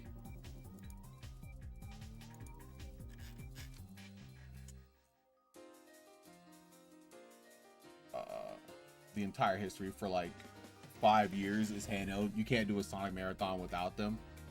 You know what's crazy, Plate? Because that's exactly what I'm doing. Isn't that crazy? Isn't that crazy how I'm doing that? Man, that's so wild how I can just do that. You know, maybe I would feel bad if they mentioned in any real, like, meaningful capacity, like G-Merle, Emerald and G-Merle in, like, the actual console Sonic games. Wait, what? Because as far as I'm aware, the only time he might be mentioned is, like, maybe Sonic Generations. Maybe. But yeah, other than that, no. Oh, Vegas Sonic Marathon. They talk about him in Frontiers. No, they don't. I played Frontier. They don't talk about G Murrow or M Murrow. They actually don't. Oh, does he? Does he, Murrow, actually have a fight against Shadow and Sonic vs. Shadow Generation? I haven't played Shadow Generations yet. Also, how can you skip Sonic Battle? Bro. I love Sonic Battle. I would have loved to play the advanced games because I played the advanced games and I loved them. Sonic Advance 2 is my personal favorite, like, advanced era Sonic game. I love Sonic Advance 2. Oh, it's so good. It's so good. Sonic Battle is so sick. I love Sonic Battle. But it just wasn't in the cards. I love those games. I would have loved to play them. When they added Tails, Knuckles, Amos, they talk about G-Murrow. Oh, they do? The crazy part was, I did not play the update. I actually said like, oh, you know what? I beat Frontiers. There's just like some alternate route. No, I'm good. And I didn't play the alternate route. So, yeah. Crazy. Well, oh well. I guess I do feel a little bit bad, but too late. We are not playing the advanced games, even though I love them so. I love them a lot, actually.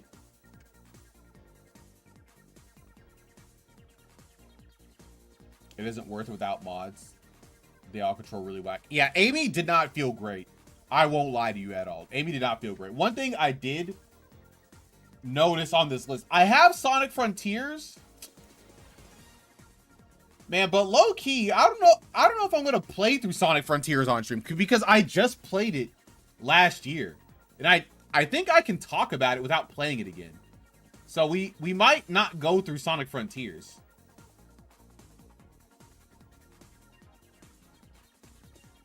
Play Advance 2, coward.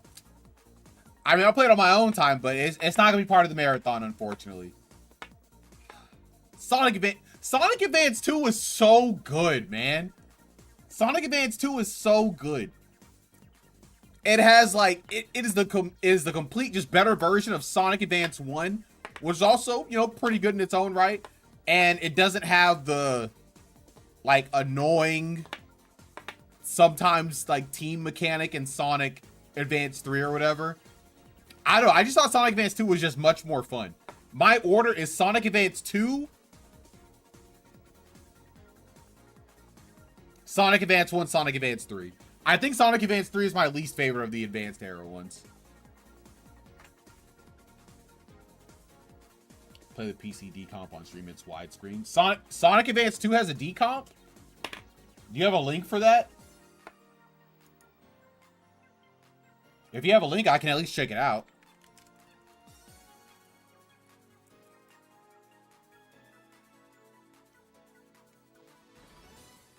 Let's see. Sunset Hill?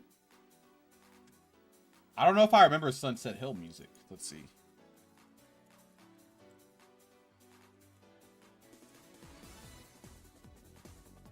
Sunset.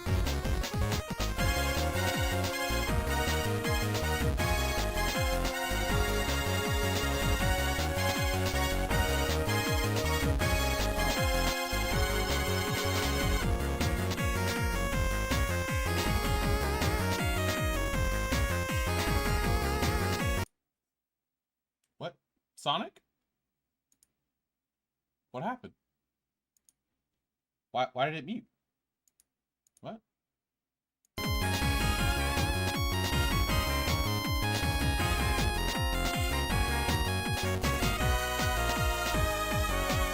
Act 3 is the coolest? Okay. Alright, here's Act 2.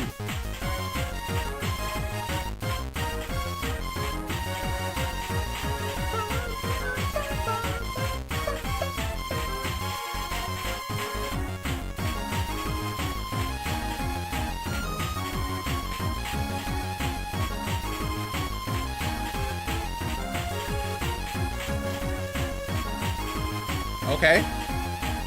It bangs. All right, let's see 3.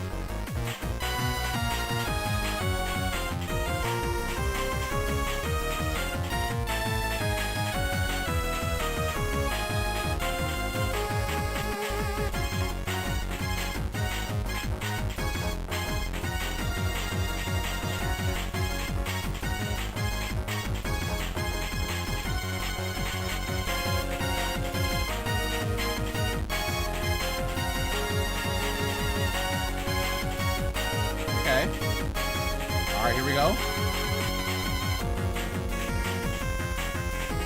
I think I like Act 2 more. This one's cool, but I think Act 2 is like cooler. Yeah. I like, man, I like Act 2 more. This one is good though. Wait, hold on a second. Wait. We gotta go back to that part real quick.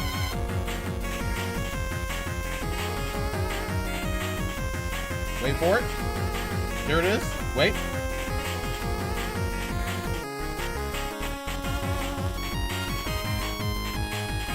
That part was cool.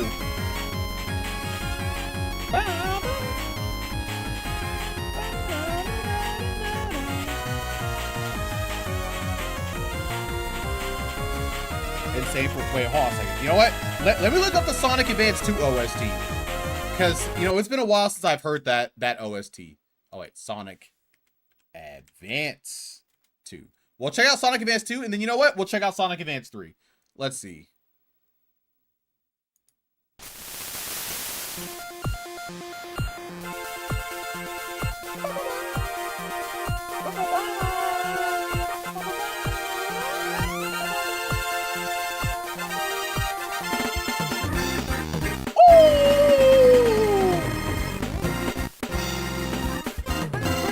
Bro, when they hit you with that, oh my god.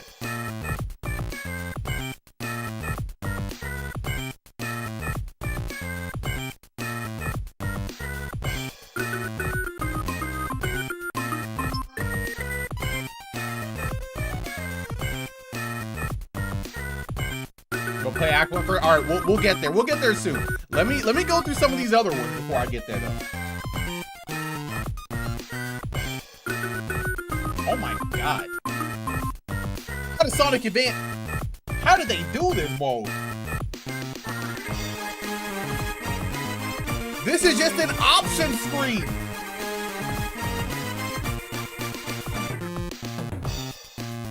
Oh, banger. That's character select.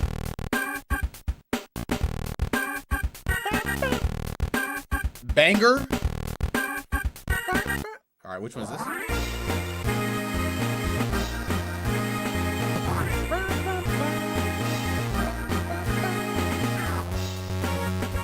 Cool. Oh, I love Leaf Forest.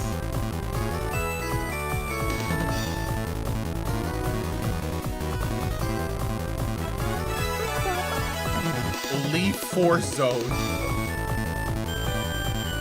Yeah, Leaf Forest, you know, it's a cool first one. It's cool. Yeah, it's great.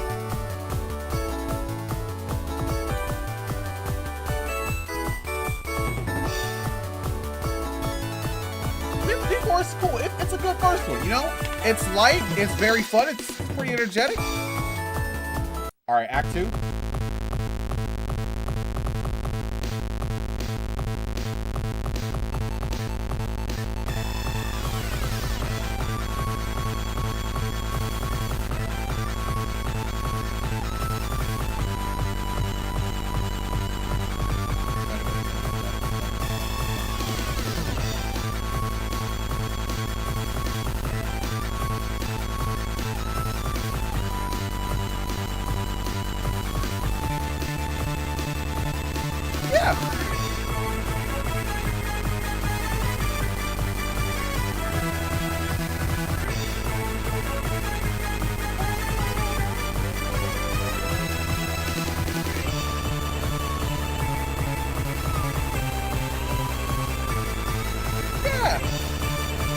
Crater's cool.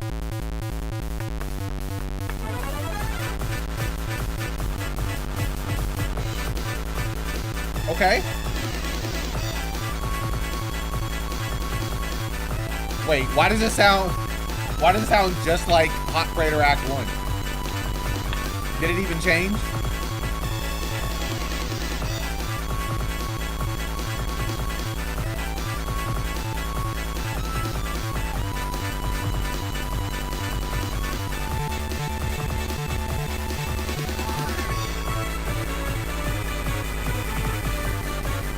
Yeah, it's cool.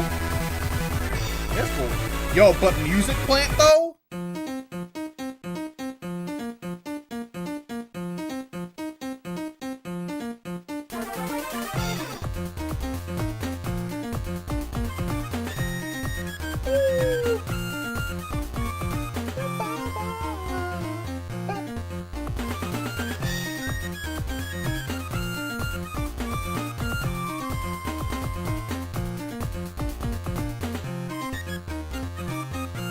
Oh, Music Plant is so good. It's so good. I love it.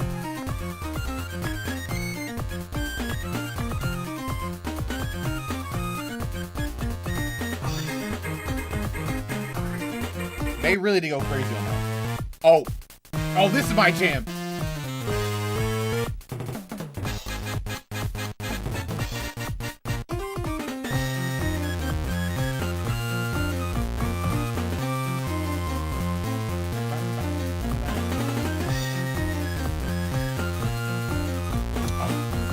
They had no reason going this hard in a GBA game, bro. No reason.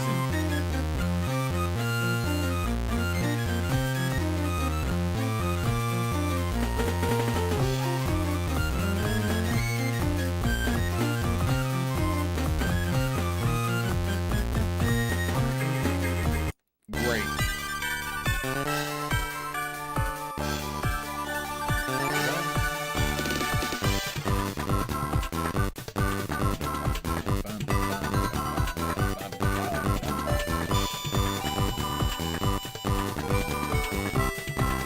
Yeah, that's cool.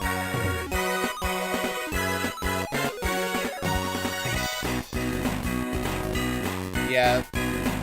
Game is so good. Now, what about Sonic Advance 3? Let's see what Sonic Advance 3 has to offer.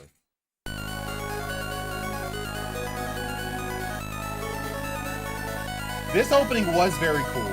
I definitely like this opening a lot.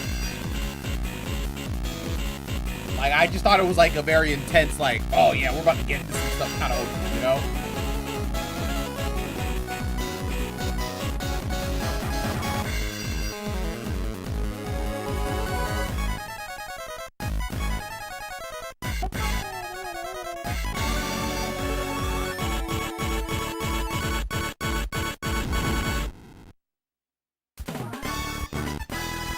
Okay.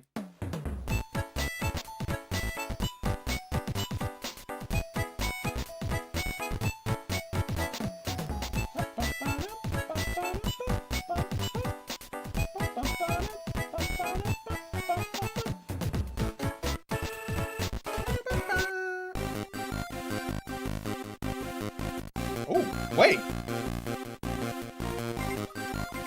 Ooh.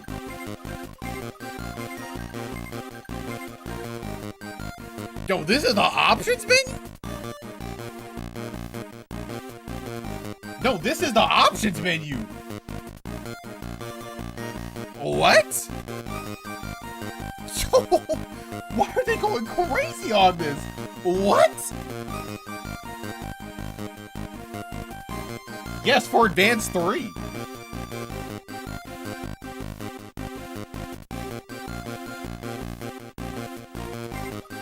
Ooh.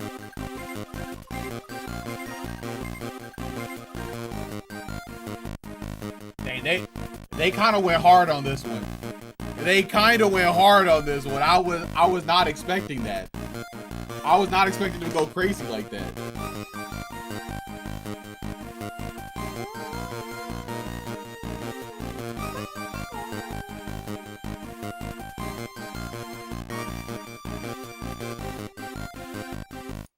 Great song.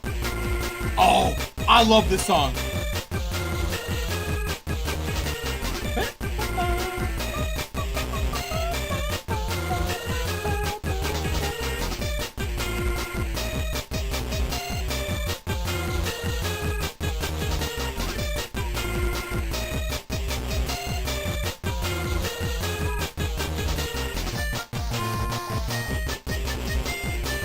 The character select was so good in this game.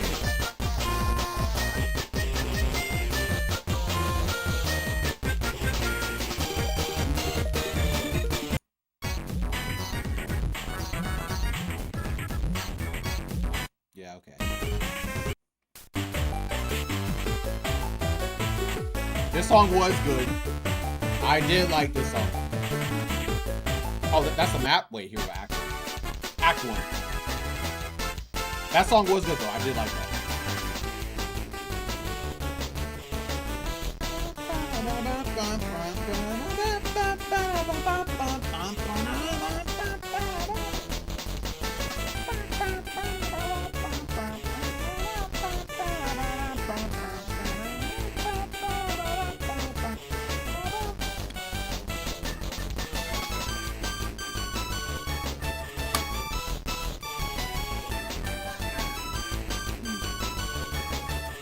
Okay.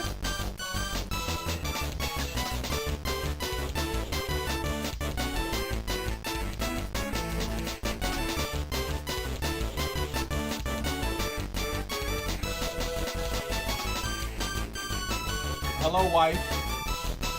Would you like to come in and say hi to chat? Wife, where are you going? Why are you shaking your head no and laughing? Come say hi to the chat. Why not? Why are you hiding? Why are you looking at me stop? You're not putting your hand in part. It's not showing up on the screen. You have to move away from it. Because you literally can't see your hand on the screen. Where are you going, wife? Yes, now they literally can't see it. They literally can't see it. No, you can't see it. You're just gonna have to come. You're gonna have to just come.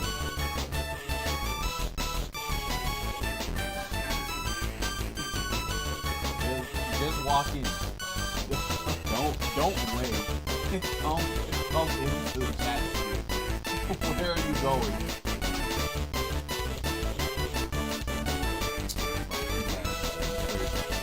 She's gonna put her hand in here. I don't know why she did that. I don't know why she didn't come in. Yes, my wife did just put her disembodied hand in the frame. And she did not want to show up, I suppose. Which is fine, I guess. Alrighty then. Oh, I forgot I was even listening to something. I just forgot I was in the background. Okay, alright. That's enough Sonic. That's enough Sonic. You know, maybe there's some other cool things. No, I think we did all the cool things. Oh, you know what? One thing I did want to do. You know what? I think we have the time now. We're gonna do a react. We're gonna watch the new Asumsaus video.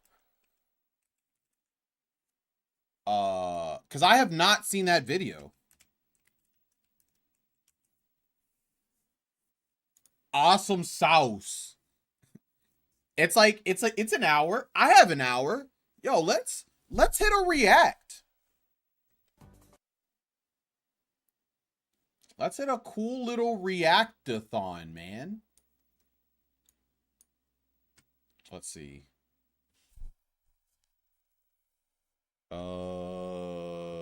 Okay.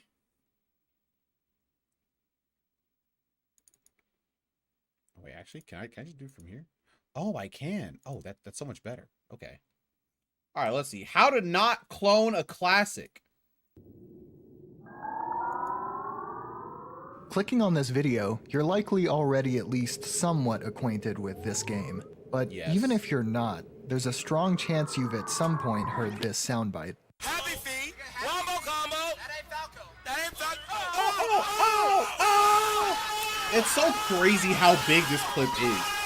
Like, I just don't know how it got so big. It's so crazy.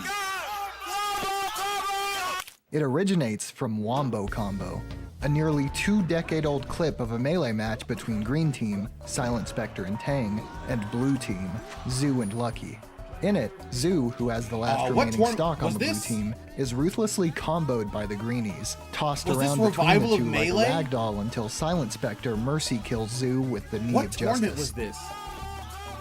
Unsurprisingly, Wombo Combo I think it was really Revival caught of on Melee. and continues to be used in audio form in countless videos even now, enjoying a sprawling legacy unmatched by any Melee video before or since, It's true. and is still, to this day, the single most viewed, and undoubtedly also most heard, Melee thing ever. Happy Feet Wombo Combo.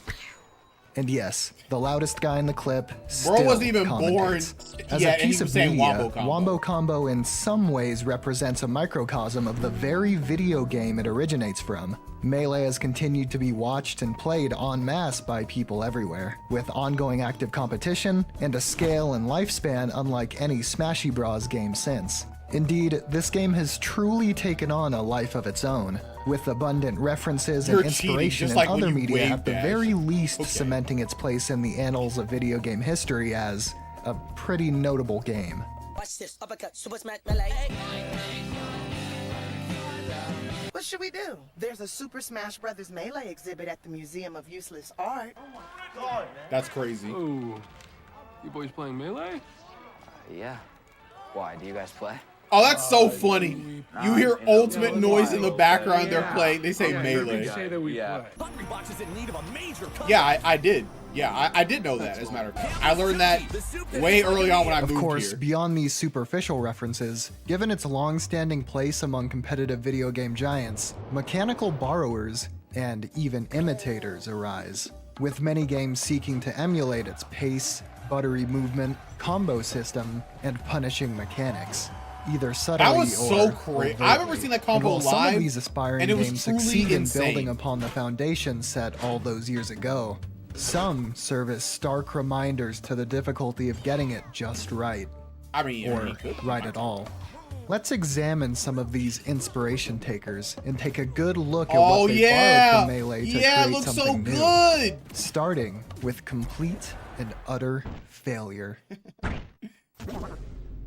All right, let me. With okay, a hold whopping on one second, I'm 0 gonna pause players it real quick. currently, 0. Let me go use the restroom really quick, and we'll get right back to this. All right, BRB.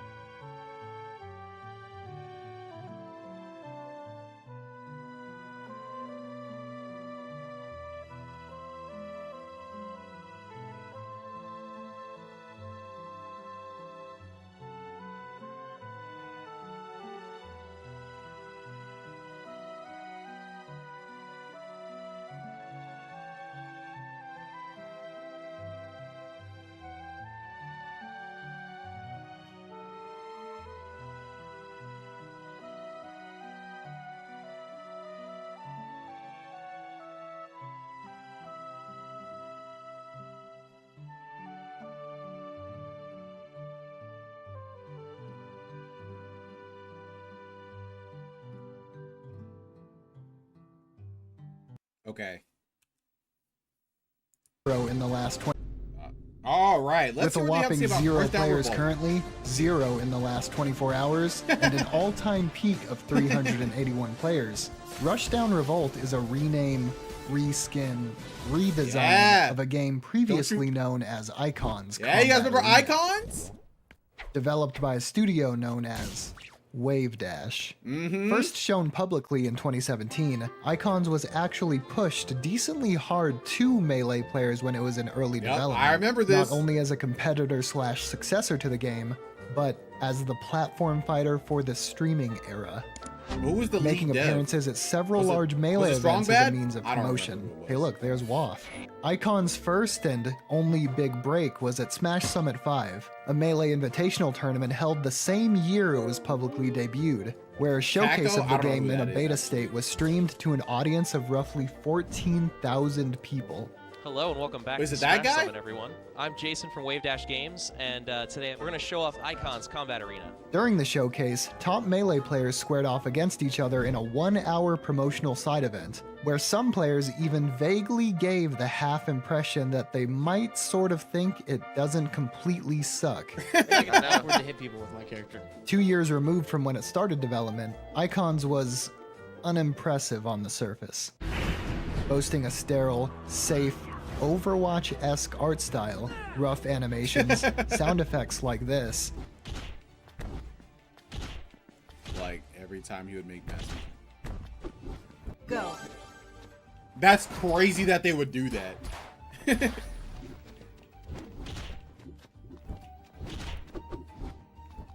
It was And just a lack always of real so stiff. oomph to anything the players do. Aspects that its main source of inspiration excel at. And given that it is so heavily inspired, it makes for a really, really rough comparison on the outset. Speaking of inspiration, sometimes you can take so much inspiration, your product ends up uninspired. Not to say anything of Icons, but tell me if these moves seem familiar. Interesting.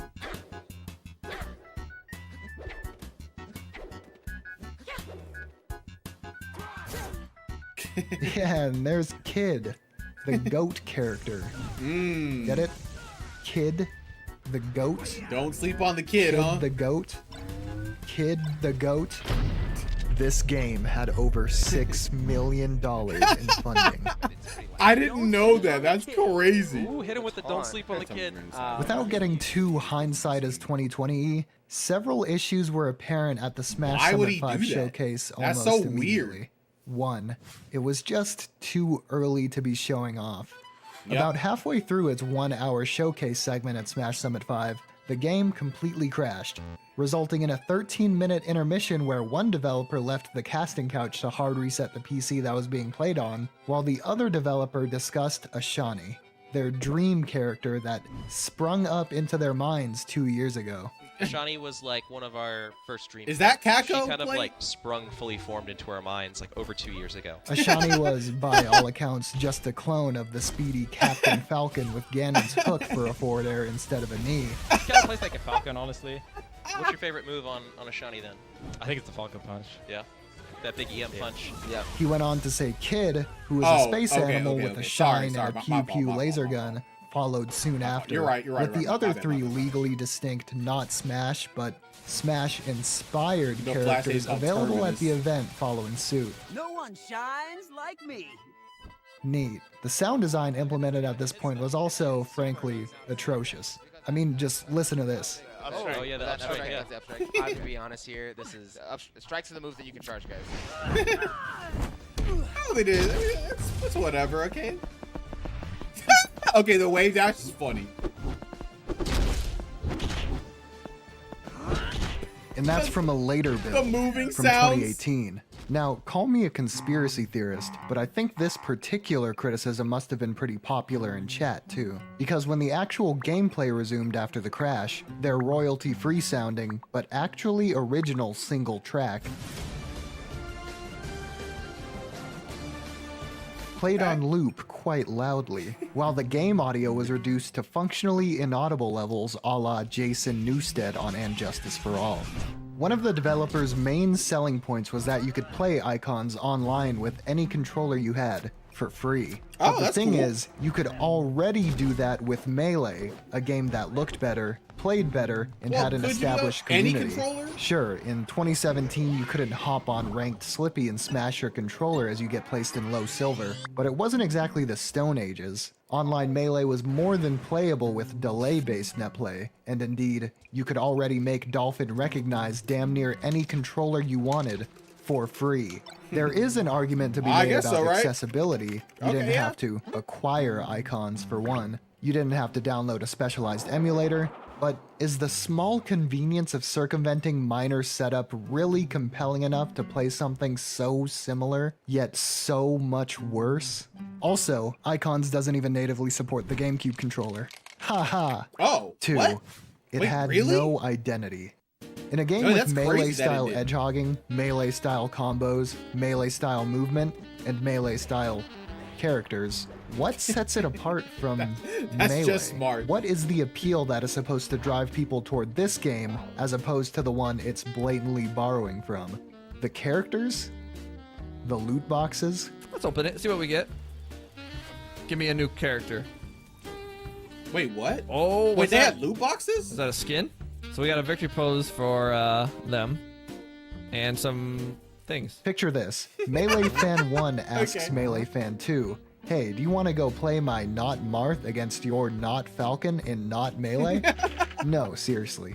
Try to picture that. If you're going to try to appeal to an audience who are big fans of what is functionally a free-to-play online game with your freemium online game, why in the fuck would you make a game that is in tandem Marth was locked behind a loot so box. similar, Crazy. but with so little more to offer?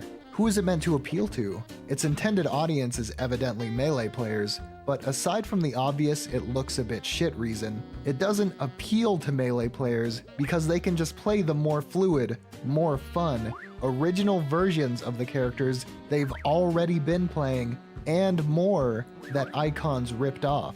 And because they've manufactured this game to appeal to such a niche of a niche, There are brawl the game, mods? Okay. on top of having zero sauce, just doesn't appeal to anyone else either. I mean, boiled down, the developers at Wavedash were essentially showing off hyper-competitive, no casual content, Temu Melee to Melee players. 3. Just look at it. Does this character appeal to you? On a visceral level, do you want to play as Green Creatine Girl, who is built and plays like Ganondorf? What about DreamWorks face Goat Guy? Marthina, maybe. Marthina? In a game like Smash, Just say the Martha. developers have the benefit of pooling together established, beloved characters that many already have connections to, or at least obscure ones from the vault that are so goofy they're endearing anyway. So for a competitor that pulls straight from the mind palaces of its crew, their designs have to really resonate with people quickly. Now, be honest with me. Do any of these characters make you want to move away from a roster of killers to play a character with no personality other than this is the Marth analog? 我的剑正在舞动。 Oh man, she is It all just seems so Marth, bro. misguided, but in a way There's I no can difference. almost sympathize with. Because while it is, in my opinion, foolish to try to tear Melee players away from Melee with a clone of Melee that looks, plays, and sounds worse,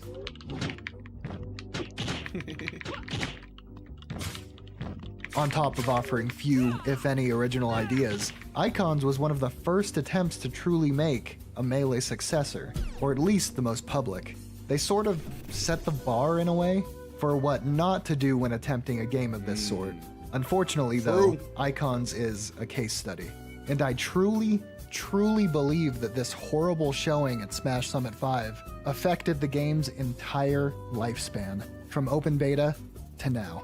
Because for most Melee players, i.e. the audience they first sought to onboard, this is not only Icons, this is also its current iteration, Rushdown Revolt. Now, all of these mechanical and aesthetic shortcomings could have been true back then, but after Wavedash Games and Icons died due to less than stellar reception and interest in 2018, were revived as Vortex Games and Vortex Rising in 2019, then more widely announced as Rushdown Revolt in 2020, you'd hope that some positive changes would have been made.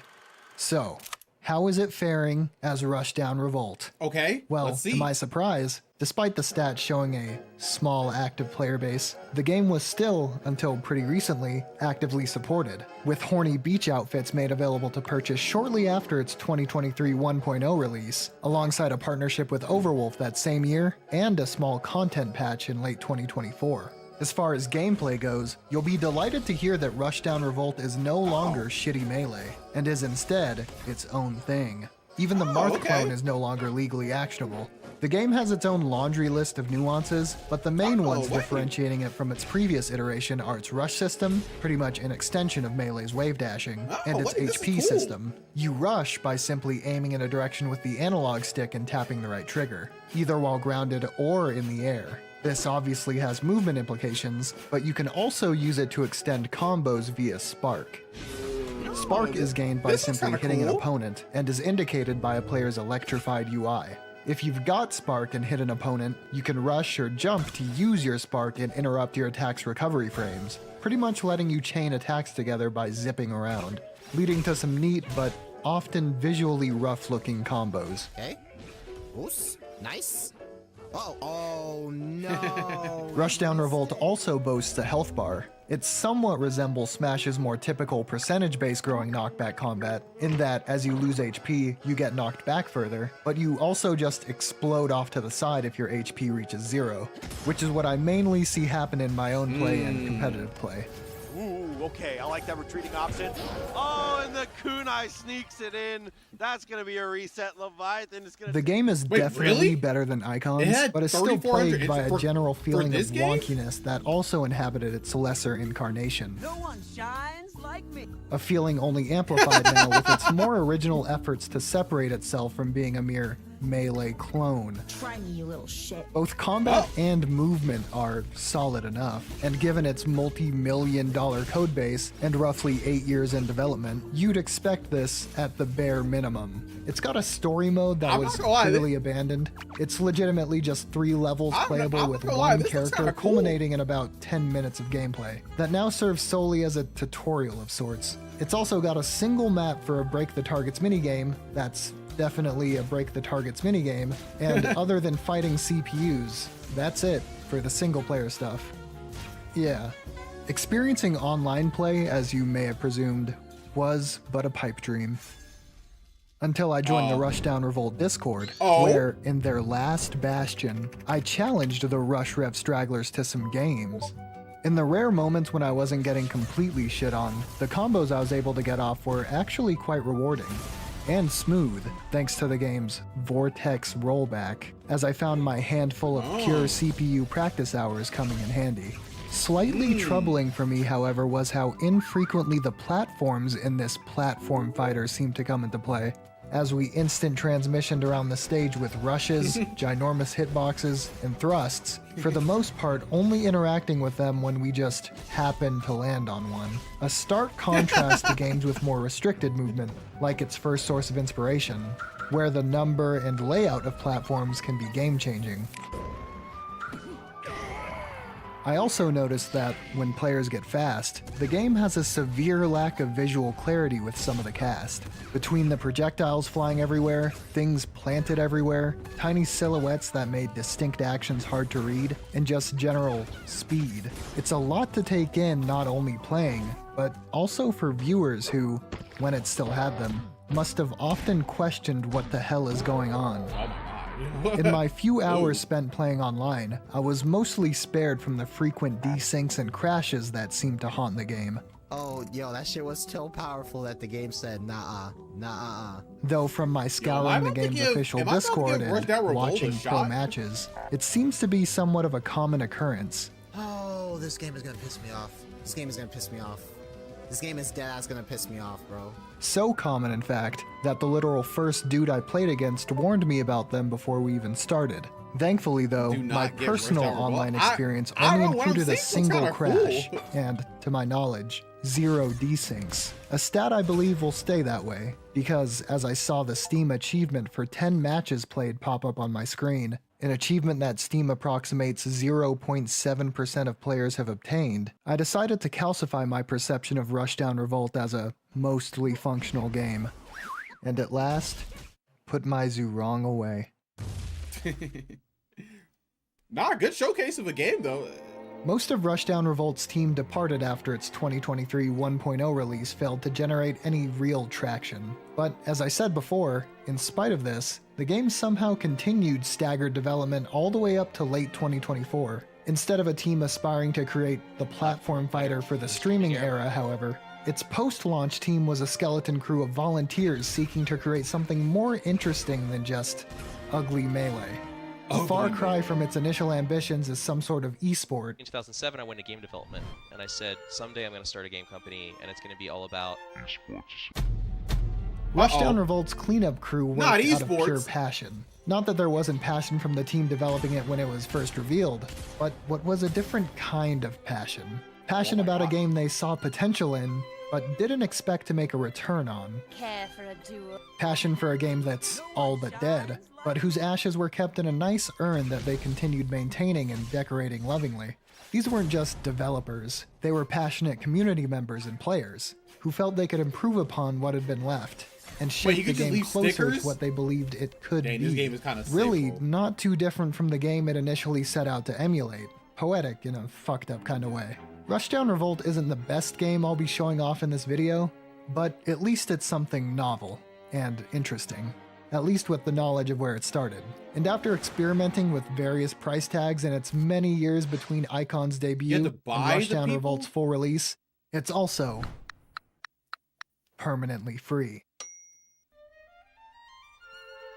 On the top of the long-abandoned community hub for Icons, there's a guide for generally improving online play and minimizing lag, something the game struggled with during its heyday. The steps are as follows. Step 1, go to your Steam library. Step 2, right-click Icon's Combat Arena. Step 3, select uninstall. Step 4, go to the Steam store. And Step 5, purchase Slap City. Oh, this is a game I've heard a lot about, but I have not played it. But people seem to really like this game. The people who like this game love this game. They love it.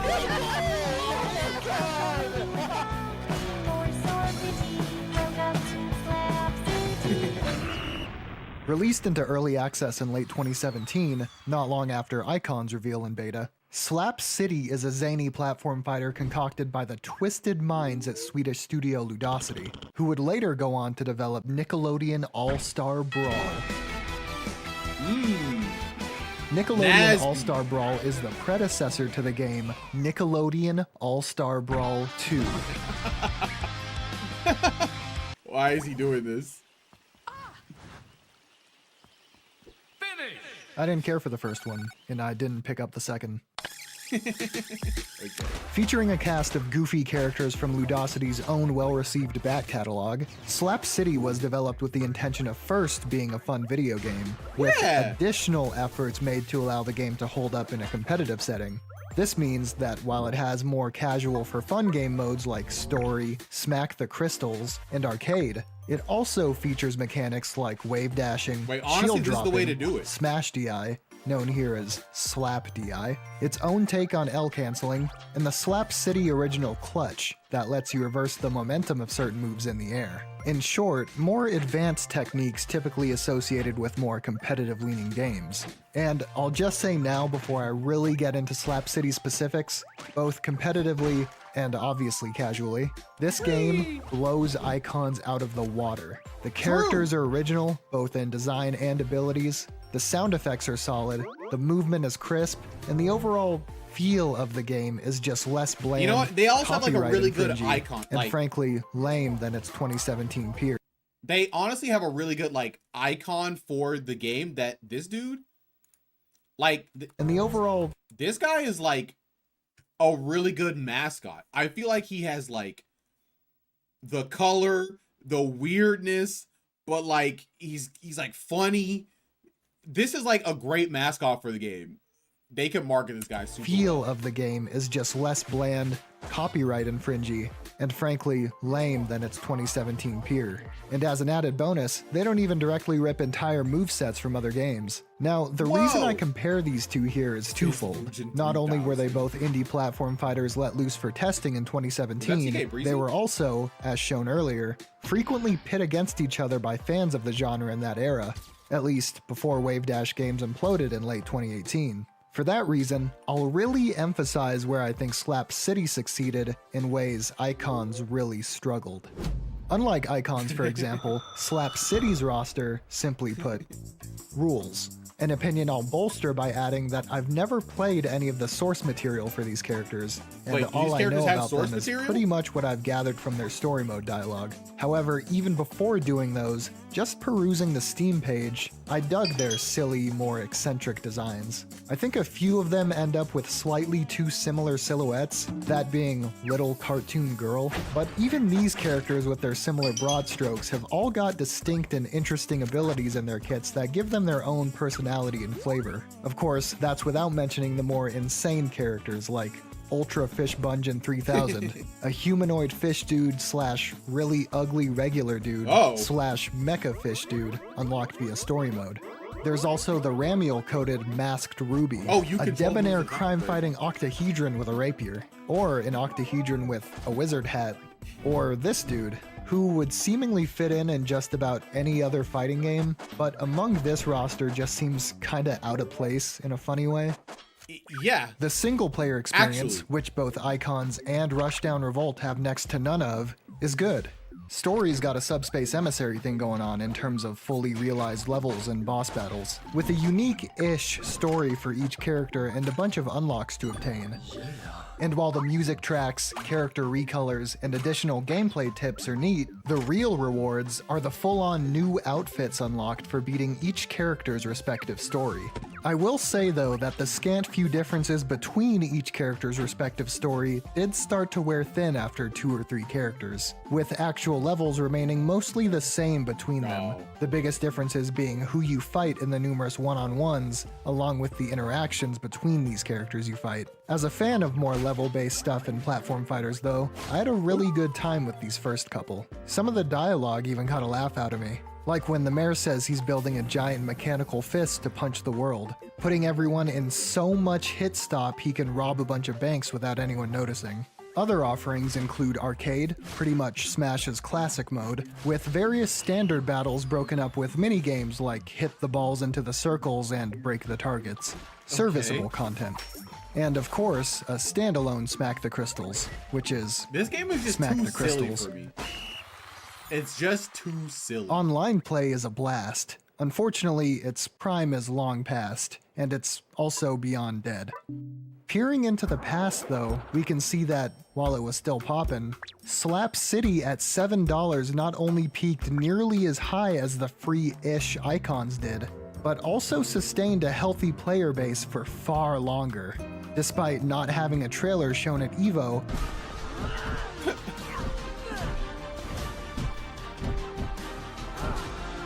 not having demo booths at events like TwitchCon, and also not paying untold amounts of money to be played on stream by internet celebrities. Anyway, the vacant player base means it's next to impossible to find a match organically with the game's matchmaking system, ranked, casual, or otherwise. So I was solely playing with friends. It's got your standard 1v1, teams, and free-for-all game modes, but it's also got Slapball, the objective of which I'm sure you can garner from this footage. The gameplay I'm most interested in, one-on-one, I found incredibly enjoyable, however. I can't speak for balancing or relative character strengths or anything because I'm experiencing Slap City long after the game has any semblance of an active player base, and as new blood I kind of got my fill of game-specific Discord ass-whoopings, but the movement and combos feel fantastic. I'd describe the movement as Melee-esque, but it's definitely got more refinement comparatively. For example, instead of Melee's unintentionally implemented shield dropping, where you shield and either tilt the stick downward and pray, or hold to the side and slide down to the diagonal notch, here in Slap City, you just shield on a platform and press B.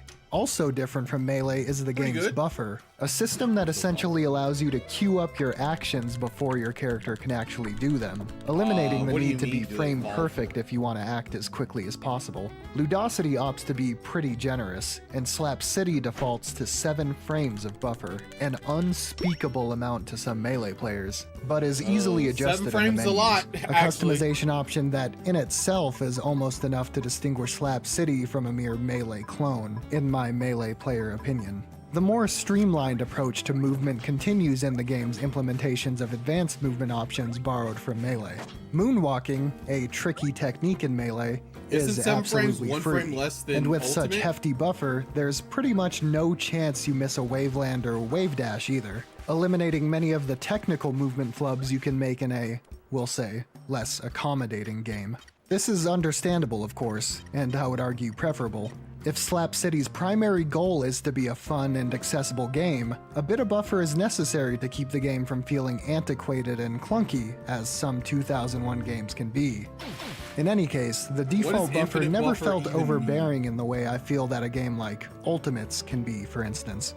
As far as moment-to-moment gameplay Ultimate goes, the 9 combo frames? meter that pops up past 5 consecutive hits is a nice touch. Even nicer is how meaty and impactful the big hits feel, compared to something like Icons, where the feedback is wimpy, thin, and flaccid. Slap City's got the graphical effects, freeze frames, and sounds down pat, with everything feeling appropriately satisfying and juicy. One thing I was especially impressed with was the number of stages available. On top of your more serious Final Destinations and Battlefields, typical stuff, it also had a ton of more wacky stages. Stages with constantly chat? shifting terrain, meaningful chat but plus, not over-the-top hazards, and novel layouts. In addition to stages that are both interesting mechanically and don't feel like you're in a pinball machine. Most of the time. Between the rock-solid mechanics, story mode, the fleshed-out original characters, great That sounds OST, interesting. and all the Infinite different buffer game sounds modes and interesting. stages, it's a seriously impressive amount of stuff for a small studio. Now, on a technical level, Slap City doesn't look much better than something like Icons, but honestly, in this case, it works. For one, the roster doesn't consist entirely of sickly corporate, boring-ass characters placed in a game that desperately wants to be epic. Instead, it's a knowingly goofy, ridiculous, and dare I say, platform fighter with an original and charming aesthetic. Slap City's MO isn't to be an esport. Slap City's goal is to be a fun game with mechanics and depth informed by melee, which means it doesn't have to attempt to visually appeal to gamers as a game to be taken seriously with the most stale art style you've ever seen. It's just a game just to be a I will game. Open the forbidden portal. And I will take the throne.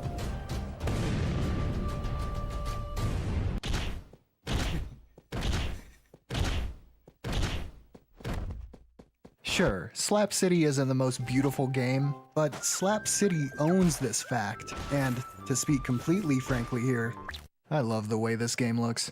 Flat colors, cartoonish proportions, and ridiculous attacks and movement, these are aspects that not only keep the game distinct from its inspirations, it also gives the game itself its own identity. It's endearing seeing such an indie game content to just be wacky, and lean into its modest development realities and the strengths of its small team. And just between you and me, I doubt Slap City had millions and millions of dollars backing it. Slap City left early access and released fully in September of 2020 to rave reviews, and as of this video, received its last and likely final content update in 2022, coinciding with its release on the Switch. I remember hearing it's on the about Switch? I Slap didn't know City that. and how legitimately good it was during the pandemic. This game's amazing. And playing it now, I regret not giving it a go when it was still populated. Experiencing it past its glory days as I am though, I can still confirm that Slap City is rad.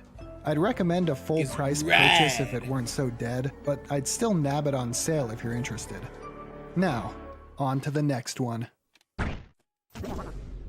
Yo, this is my game. Yes, sir. When it comes to games inspired by Melee, it's hard to get more inspired than Project M. I mean, the M literally stands for Melee. Or it did, before the developers decided it stood for nothing. The story of this game is long and tragic, but between top players of all Smash titles speaking of its Nintendo-related shafting, YouTubers making videos highlighting it, and automated Miiverse bannings when mentioning keywords such as Project M or PM, there's not a lot that hasn't already been said or seen about this very infamous mod. But for the uninitiated, the skinny is this.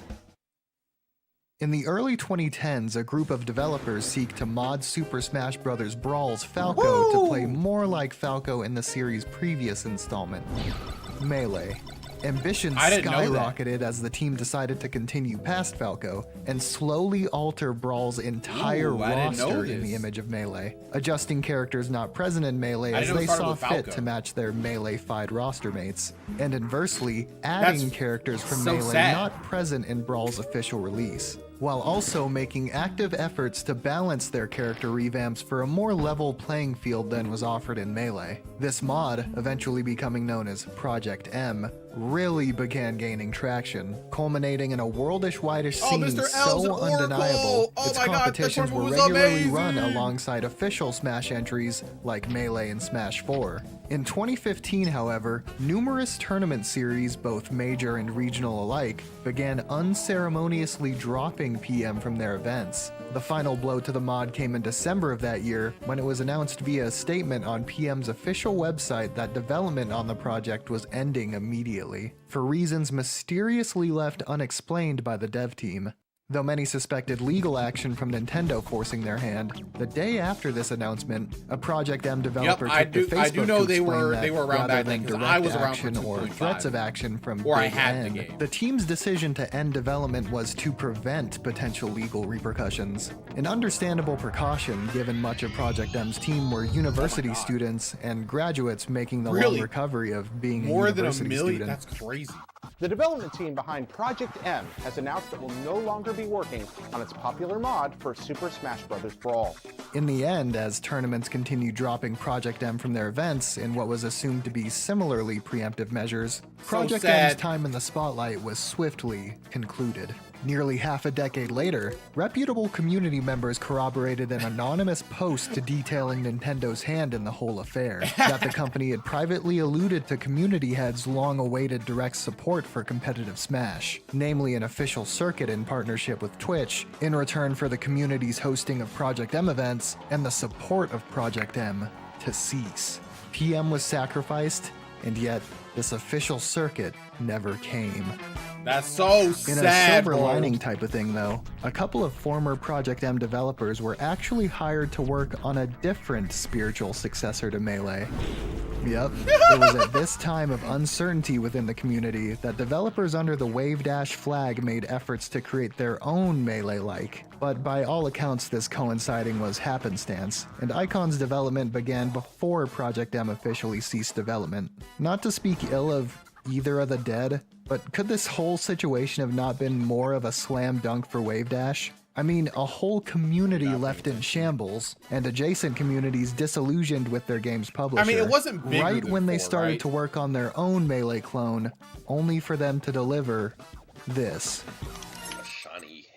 Never trust Melee players or It's like gamer. an Overwatch character. A few of the characters look like Overwatch OCs. The loot box reward system is from Overwatch. I remember one unit. Carbon copies of Smash mainstays like Marth and Fox. Speaking of Fox, Kid feels like a nerfed, less cool Fox. Shurong is another Marth. Ashani is a Captain Falcon clone. Kramer is a sort of Zero Suit Samus clone. Does that attack look familiar?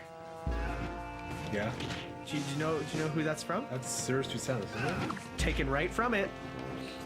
Oh, so true. this game literally has some attacks that are just stolen. The character designs themselves grew on me when I wasn't wanting to put my controller through my monitor following a particularly nasty lag pocket or drop inputs. When it comes to the music, I hate the theme song. It sounds like some cheesy cartoon show where I blow my brains out at the end. You can't keep a passionate group of blokes down for long, though. And in 2019, a spiritual successor to the spiritual successor was released, Project Plus.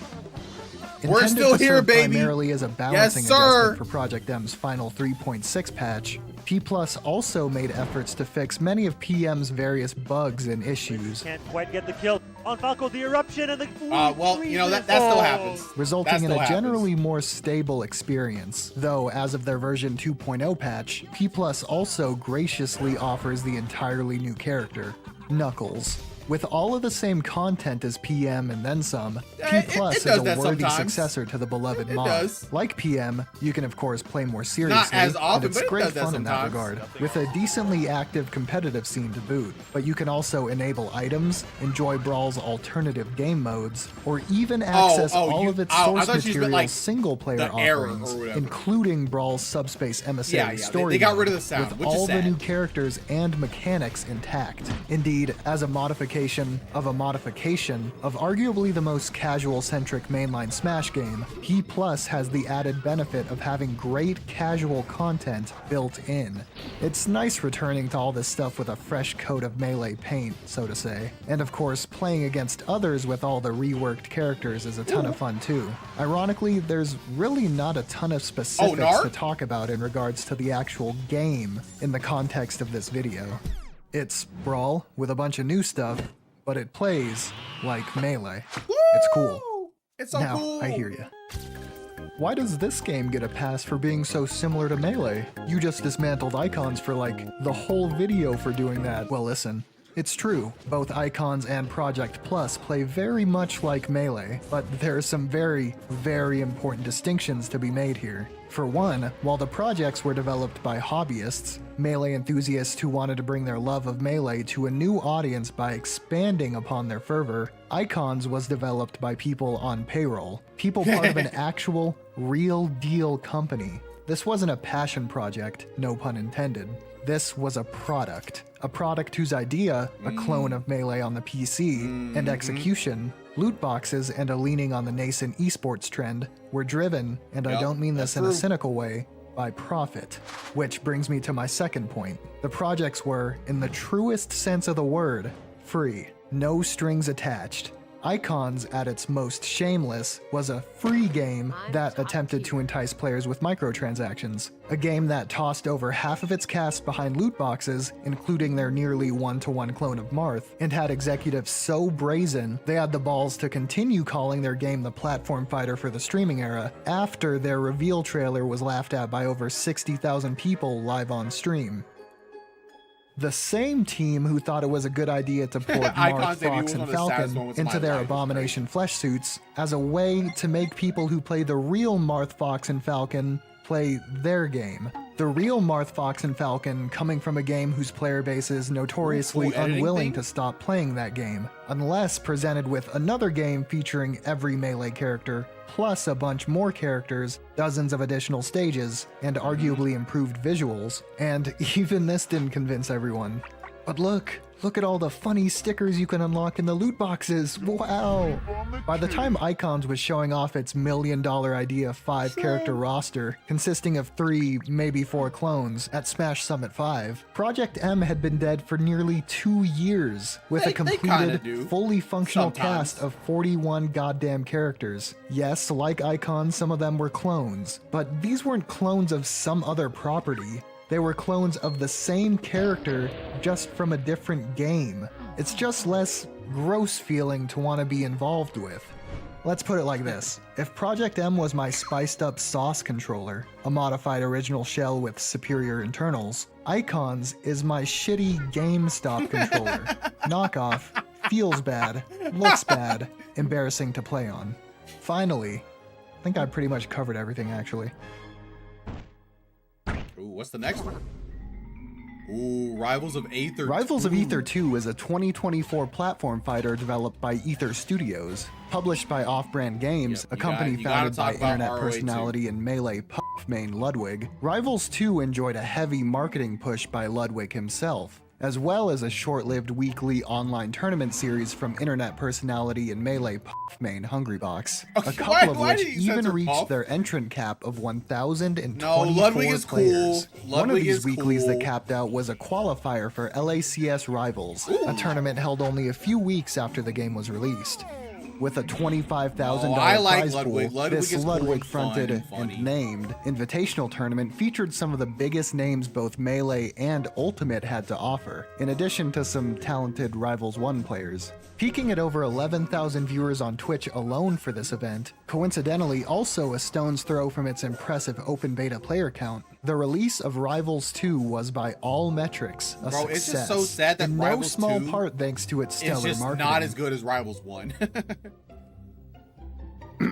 Retention, however, is a different story. Sadly, as I write this script a little over a year removed from its release, Rivals 2 struggles to maintain even a morsel of its launch success. No, and it's trending unfortunately downward. it's not. But Rivals before 1 we is, expand more in on the my circumstances opinion, a good bit surrounding the better than game, 2. let's more closely examine Rivals of Aether 2 as a game proper. In contrast to its first entry, which was definitely going for more of an original take on the platform fighter formula, Rivals 2 is unabashedly more derivative.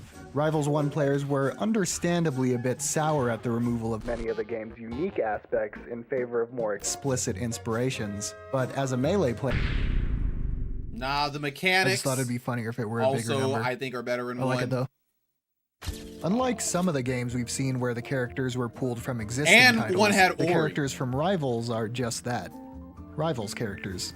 As we've learned, creating a bunch of completely new characters and trying to generate appeal is difficult. Much more difficult than, say, compiling a roster of fighters what's from it games called? your fans have already played before, or at least recognize. Here, though, Rivals 2 does a great job, whereas Icons It's like that faltered extra greatly bit of with its DI or whatever. uninspired, I can't hideous remember what it's roster called. containing multiple movesets lifted straight from other games. Rivals 2 features a cast of expressive, not DI, but it's interesting, like and mechanically deep extra characters whose thing. designs are instantly readable, charming, and most of Can't remember all, what it's called. original.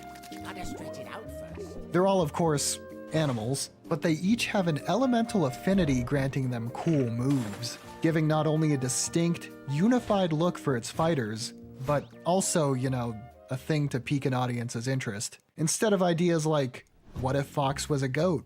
What if Falcon were a black woman? Or what if Marth were Chinese? What if a Chinese? beetle could dig up stone blocks that break into fragments to toss at his foes? And what if he can also turn his foes into blocks, on top of raising an entirely new platform as a means of recovery and combo extension? What if a hyena could shroud the stage in a dense fog, maneuvering through it to trick opponents and strike unexpectedly in tandem with his decoy? What if that hyena could also inhale that fog a number of times to gain a powerful finishing blow? Or how about a ripped-ass mouse that knows martial arts with a gem? Dango's got all the mix-up in his head, and he's cashing out on this damage. Gem dash into the unprofessional. This isn't to imply there aren't ideas adopted from other titles. Absa is a storm-controlling mountain goat clearly taking from Zelda and Mewtwo, with a couple moves pretty much direct borrowings. Zetterburn, whose model would unfortunately not look out of place in Icons, is also, funnily enough, inspired by the Spaceys, more specifically Project M's Wolf, and his shine, yes, of course there's a shine, allowing him to both pressure and link moves together at blazing speeds will be familiar to people familiar with the genre. It's true. In Rivals' case, however, the way these characters both engage in neutral and combo aren't taken wholesale, and the synergy between their moves are more often than not hardly similar at all. For example, Absa's game plan revolves heavily around her side B, a move that superficially resembles Zelda's side B as a controllable projectile, but whose properties are much more interesting. She can control when it pops into a burst of electricity, not only as a way to combo, but as a way to Dan both is a secure furry? kills Is that control confirmed? areas of the stage. Down Special is a niche but really cool move where she can make a time bomb out of her cloud, or herself. She can also charge her neutral special to create a line of lightning from her to her cloud, which is also pretty niche but so sick. Zetterburn's burn mechanic keeps him relatively weak Palace's until he wife. temporarily sets his opponents ablaze, during which his forward throw and smash attacks, strongs, gain an added hit with additional knockback. His shine is also given a bit more depth than you'd expect. In Melee, no matter where on their beautiful hexagons an enemy is hit, Fox's shine sends at a semi-spike angle, and Falco's sends up.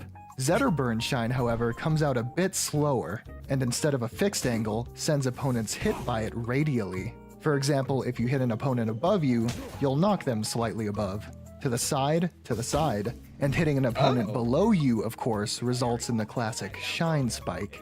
There's also Rano, That is, a poison dart that's fraud cool. I didn't played know solely that, by actually. dickheads. I didn't know that's how Rano's it got worked. some moves that'll ring bells for most Smash players, but he's got a couple unique mechanics to enhance his character too. For example, he can poison opponents through various means, such as his poison darts. Poison not only gives players a yucky effect where they take damage upon performing an attack, but keeps them in Rano's bubble for a longer period of time depending on its stat count, allowing Rano to rack up more damage while his opponent is trapped. However, like many character-specific gimmicks, this bubble of Rano's can sometimes be used against him, which is liable to break their tiny brains, as in this clip.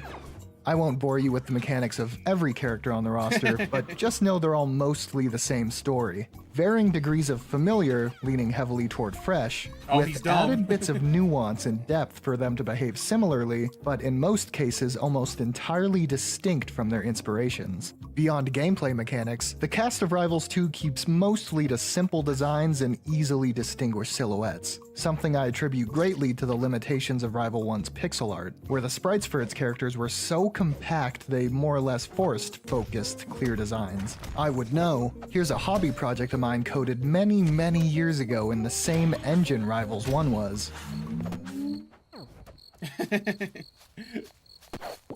This is why Dan does game dev and I do YouTube. Couple their limited palettes with the game's diverse, elemental-themed stage settings and nice character designs, and you've got a pleasantly colorful, lively art style that I'm a fan of. In terms of art, however, the real star of the show here are the game's animations. Sometimes games inspired by Melee have problems with animations and movements so erratic, they become hard to follow and kind of jank-looking. Rivals, on the other hand, steers clear of this potential pitfall, maintaining much of Melee's speed, while also standing toe-to-toe with Melee's beautiful animation work. And Max has his mouth open for a reason. That was disgusting. Rivals' moment-to-moment gameplay is honestly monumental. After I had gotten my 30-some-odd hours during the game's first week or so, I periodically returned to Rivals every couple months and each time was floored by how good everything felt. Not only is it far and away the most satisfying gameplay in terms of both movement and combat I've experienced in an indie platform fighter, but the level of polish, the graphical effects when an attack connects, and the fantastic sound design actually allow Rivals 2 to rival even the juiciness of a game like Melee, for instance. Seriously, in terms of feedback, this is indie I did pay greatness. $50. Moves have just the right amount of stun on them. The sound effects are beefy and powerful, and landing strong hitboxes feels incredible. Plus, the movement is smooth. The buffer, is just right, and of course, the game's beautiful animations enhance every part of the experience.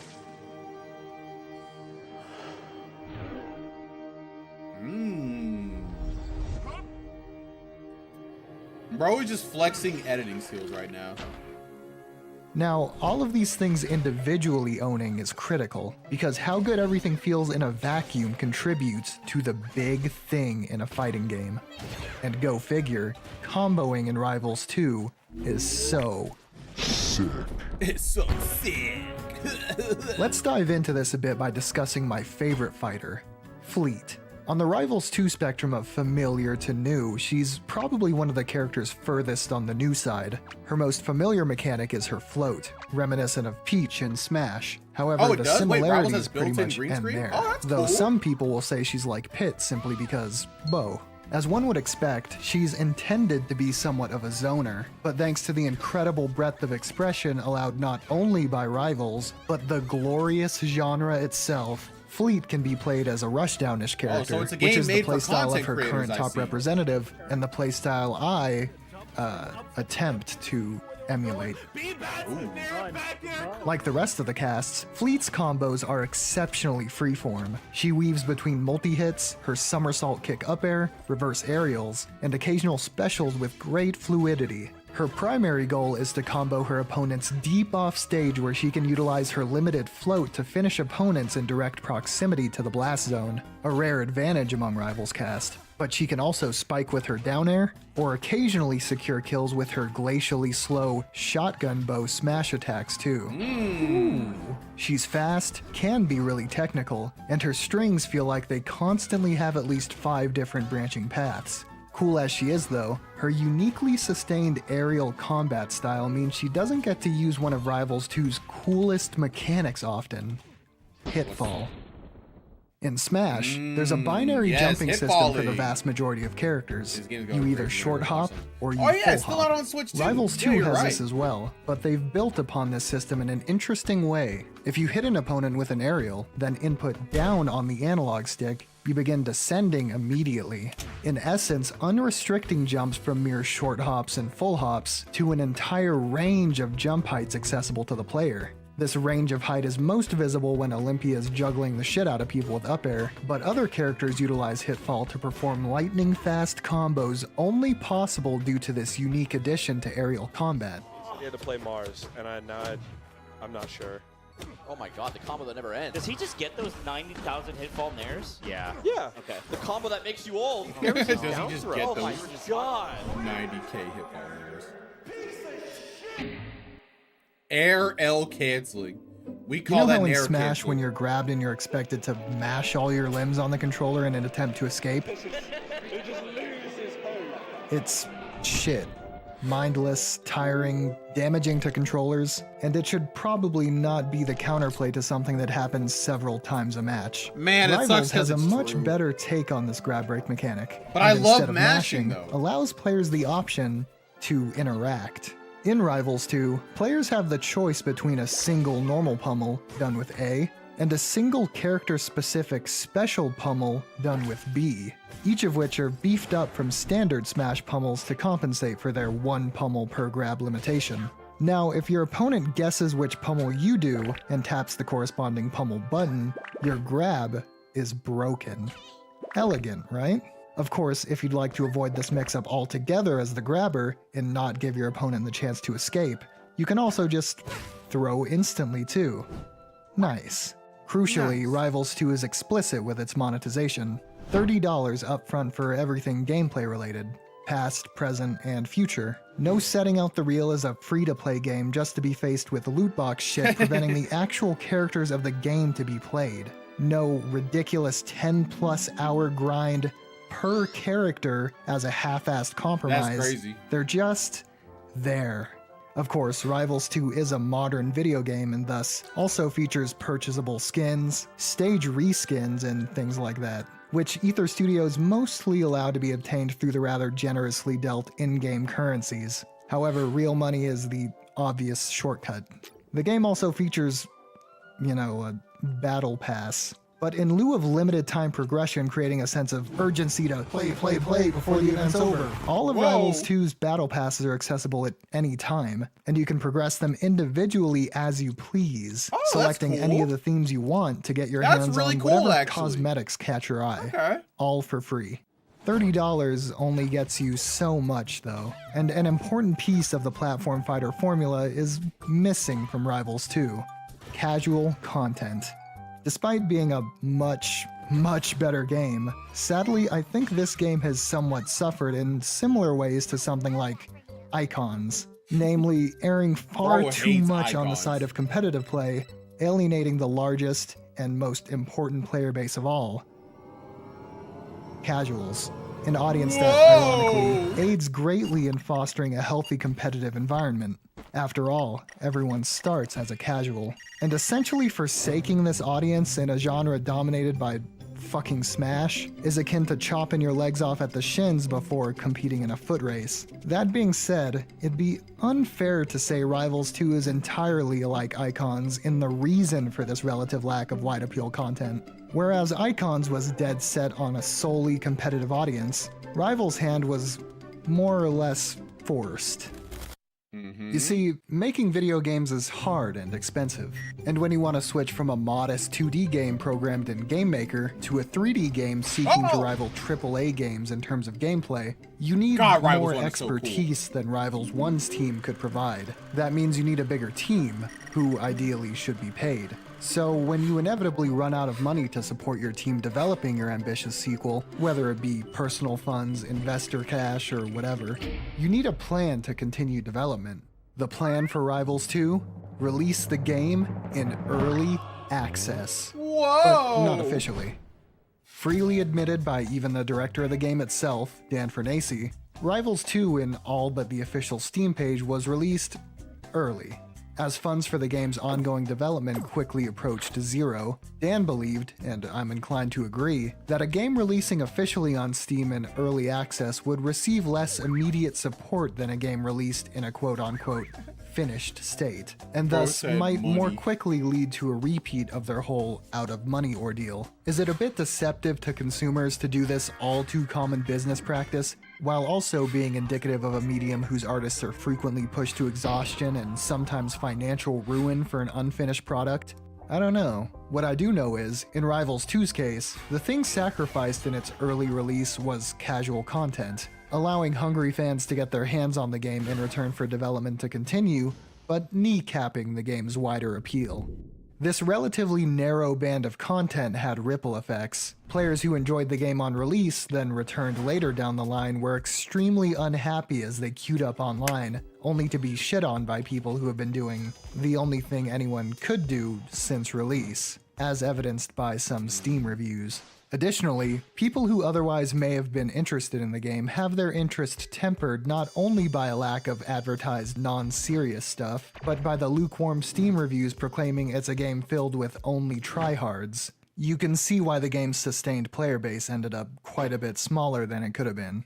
This isn't an untenable situation for Rivals though, and while you're probably not going to reach the Ludwig-backed hype levels of its release, I think the dev team's current roadmap instills some optimism in the game's future, with numerous casual-oriented features like a story mode, wackier stages, custom characters, and a console release teased to fill the void present since launch. Stuff I'll be from what I happy know, to they check actually out have, when like, it eventually lore in this releases. game. You'll have Or, to like, gauge the yourself universe. whether or not Rivals is worth $30 currently. Are you a normal person who sees platform fighters as a frivolous little genre to laugh and have a gay old time with? Well, I'd say the lack of casual goodies and heavily competitive-leaning player base make this a tough sell. With its future prospects, though, I'd still keep an eye on it. If you're more of a competitive player, however, or you're a casual player interested in taking the dive, Rivals 2's core is fantastic, and it's still being built upon. It's really good shit. Yes. True. Don't forget to have fun. Okay?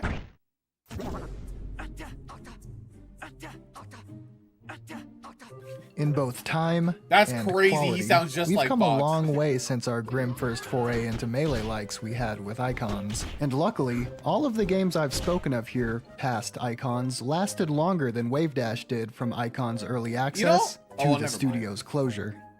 3 months. But there's a lesson to be learned here beyond just don't have the main crux of your thing be where like the other thing. It's have some respect for the game you're stealing from, the community you're hoping to reel people away from, and the players who will play your game. If you're gonna clone characters, don't lock the clones behind gambling, or take 10 hours each to unlock. If you're gonna wink and nudge your player base in a hey, get it kind of way, while also attempting to be the game of whatever era, don't make that part of your game's identity. And if you're gonna make a game for a niche, make an interesting, original, good game with fresh ideas to draw people in. Don't throw money at a scene and make funny references, then expect a community to follow. Also, ideally have something for the non-sweats. Pretty early on in this project's life, I found an old Q&A video with Chris Kowalik, Hey guys, how's it going? one of the founders of Wave Dash Games and later CEO of Vortex Games. Held roughly a year after Wave Dash Games went under and was put up for sale, only to be repurchased by Chris. I invested my life savings into Wave Dash, watched it fail, and then decided to buy the company to release Icons Legacy Edition. The Q&A offers some valuable insight into Wave Dash's Really? mindset when they were developing Icons. In one part of the Q&A, Chris discussed various ideas to reimagine the cast of Icons for their later reuse in Rushdown Revolt, like giving Ashani's dog a different name than John's. I thought they were about to say turn Ashani and not into a continuing dog. to I was make like, tribute characters for melee players and fighters. you know, one of the problems in Icons was it was so catered to the Melee community, right? They have a Mango tribute character. Don't sleep on the kid. Thou shalt not sleep on the kid. I don't think it makes sense for Vortex to think about tribute characters to Melee figureheads or Melee archetypes or any kind of Smash archetype. I think that we want to think about really fun, interesting design to do. Interesting ideas. Scrolling down through the comments of this video though, I found one of the funniest and saddest responses I have ever read, illustrating further one of the main faults of Icon's team in their quest for the Melee player base, as well as some of the methods they used. In regard to the impending reimagining of Icons into Rushdown Revolt, Speed Skater says, "Get Mango in on this," to which the official Rushdown Revolt YouTube account responds, "Maybe we should make a character dedicated to him, host a bunch of parties for him, and then he'll stream our game 24/7. That's gotta work, right?" Oh, that's funny. That's funny. Is that it? Is there anything else? You know, really emphasizing their natural beauty. And so I think that that is going to be coming through in terms of the changes we're going to be making. Interesting. All right. Well, cool video. Cool video. So all that goes to show Melee clones, they have a hard life to exist, to be honest. It's a tough life. But all right. I think that's going to go ahead and be it for me tonight. Thank you guys all so much for hanging out with me. It was great. I started an hour early, so I'll end an hour early as well. You all have a fantastic night, and I'll see you all. Oh, I guess it's Thursday. Yeah, I guess I'll see you guys all on Tuesday.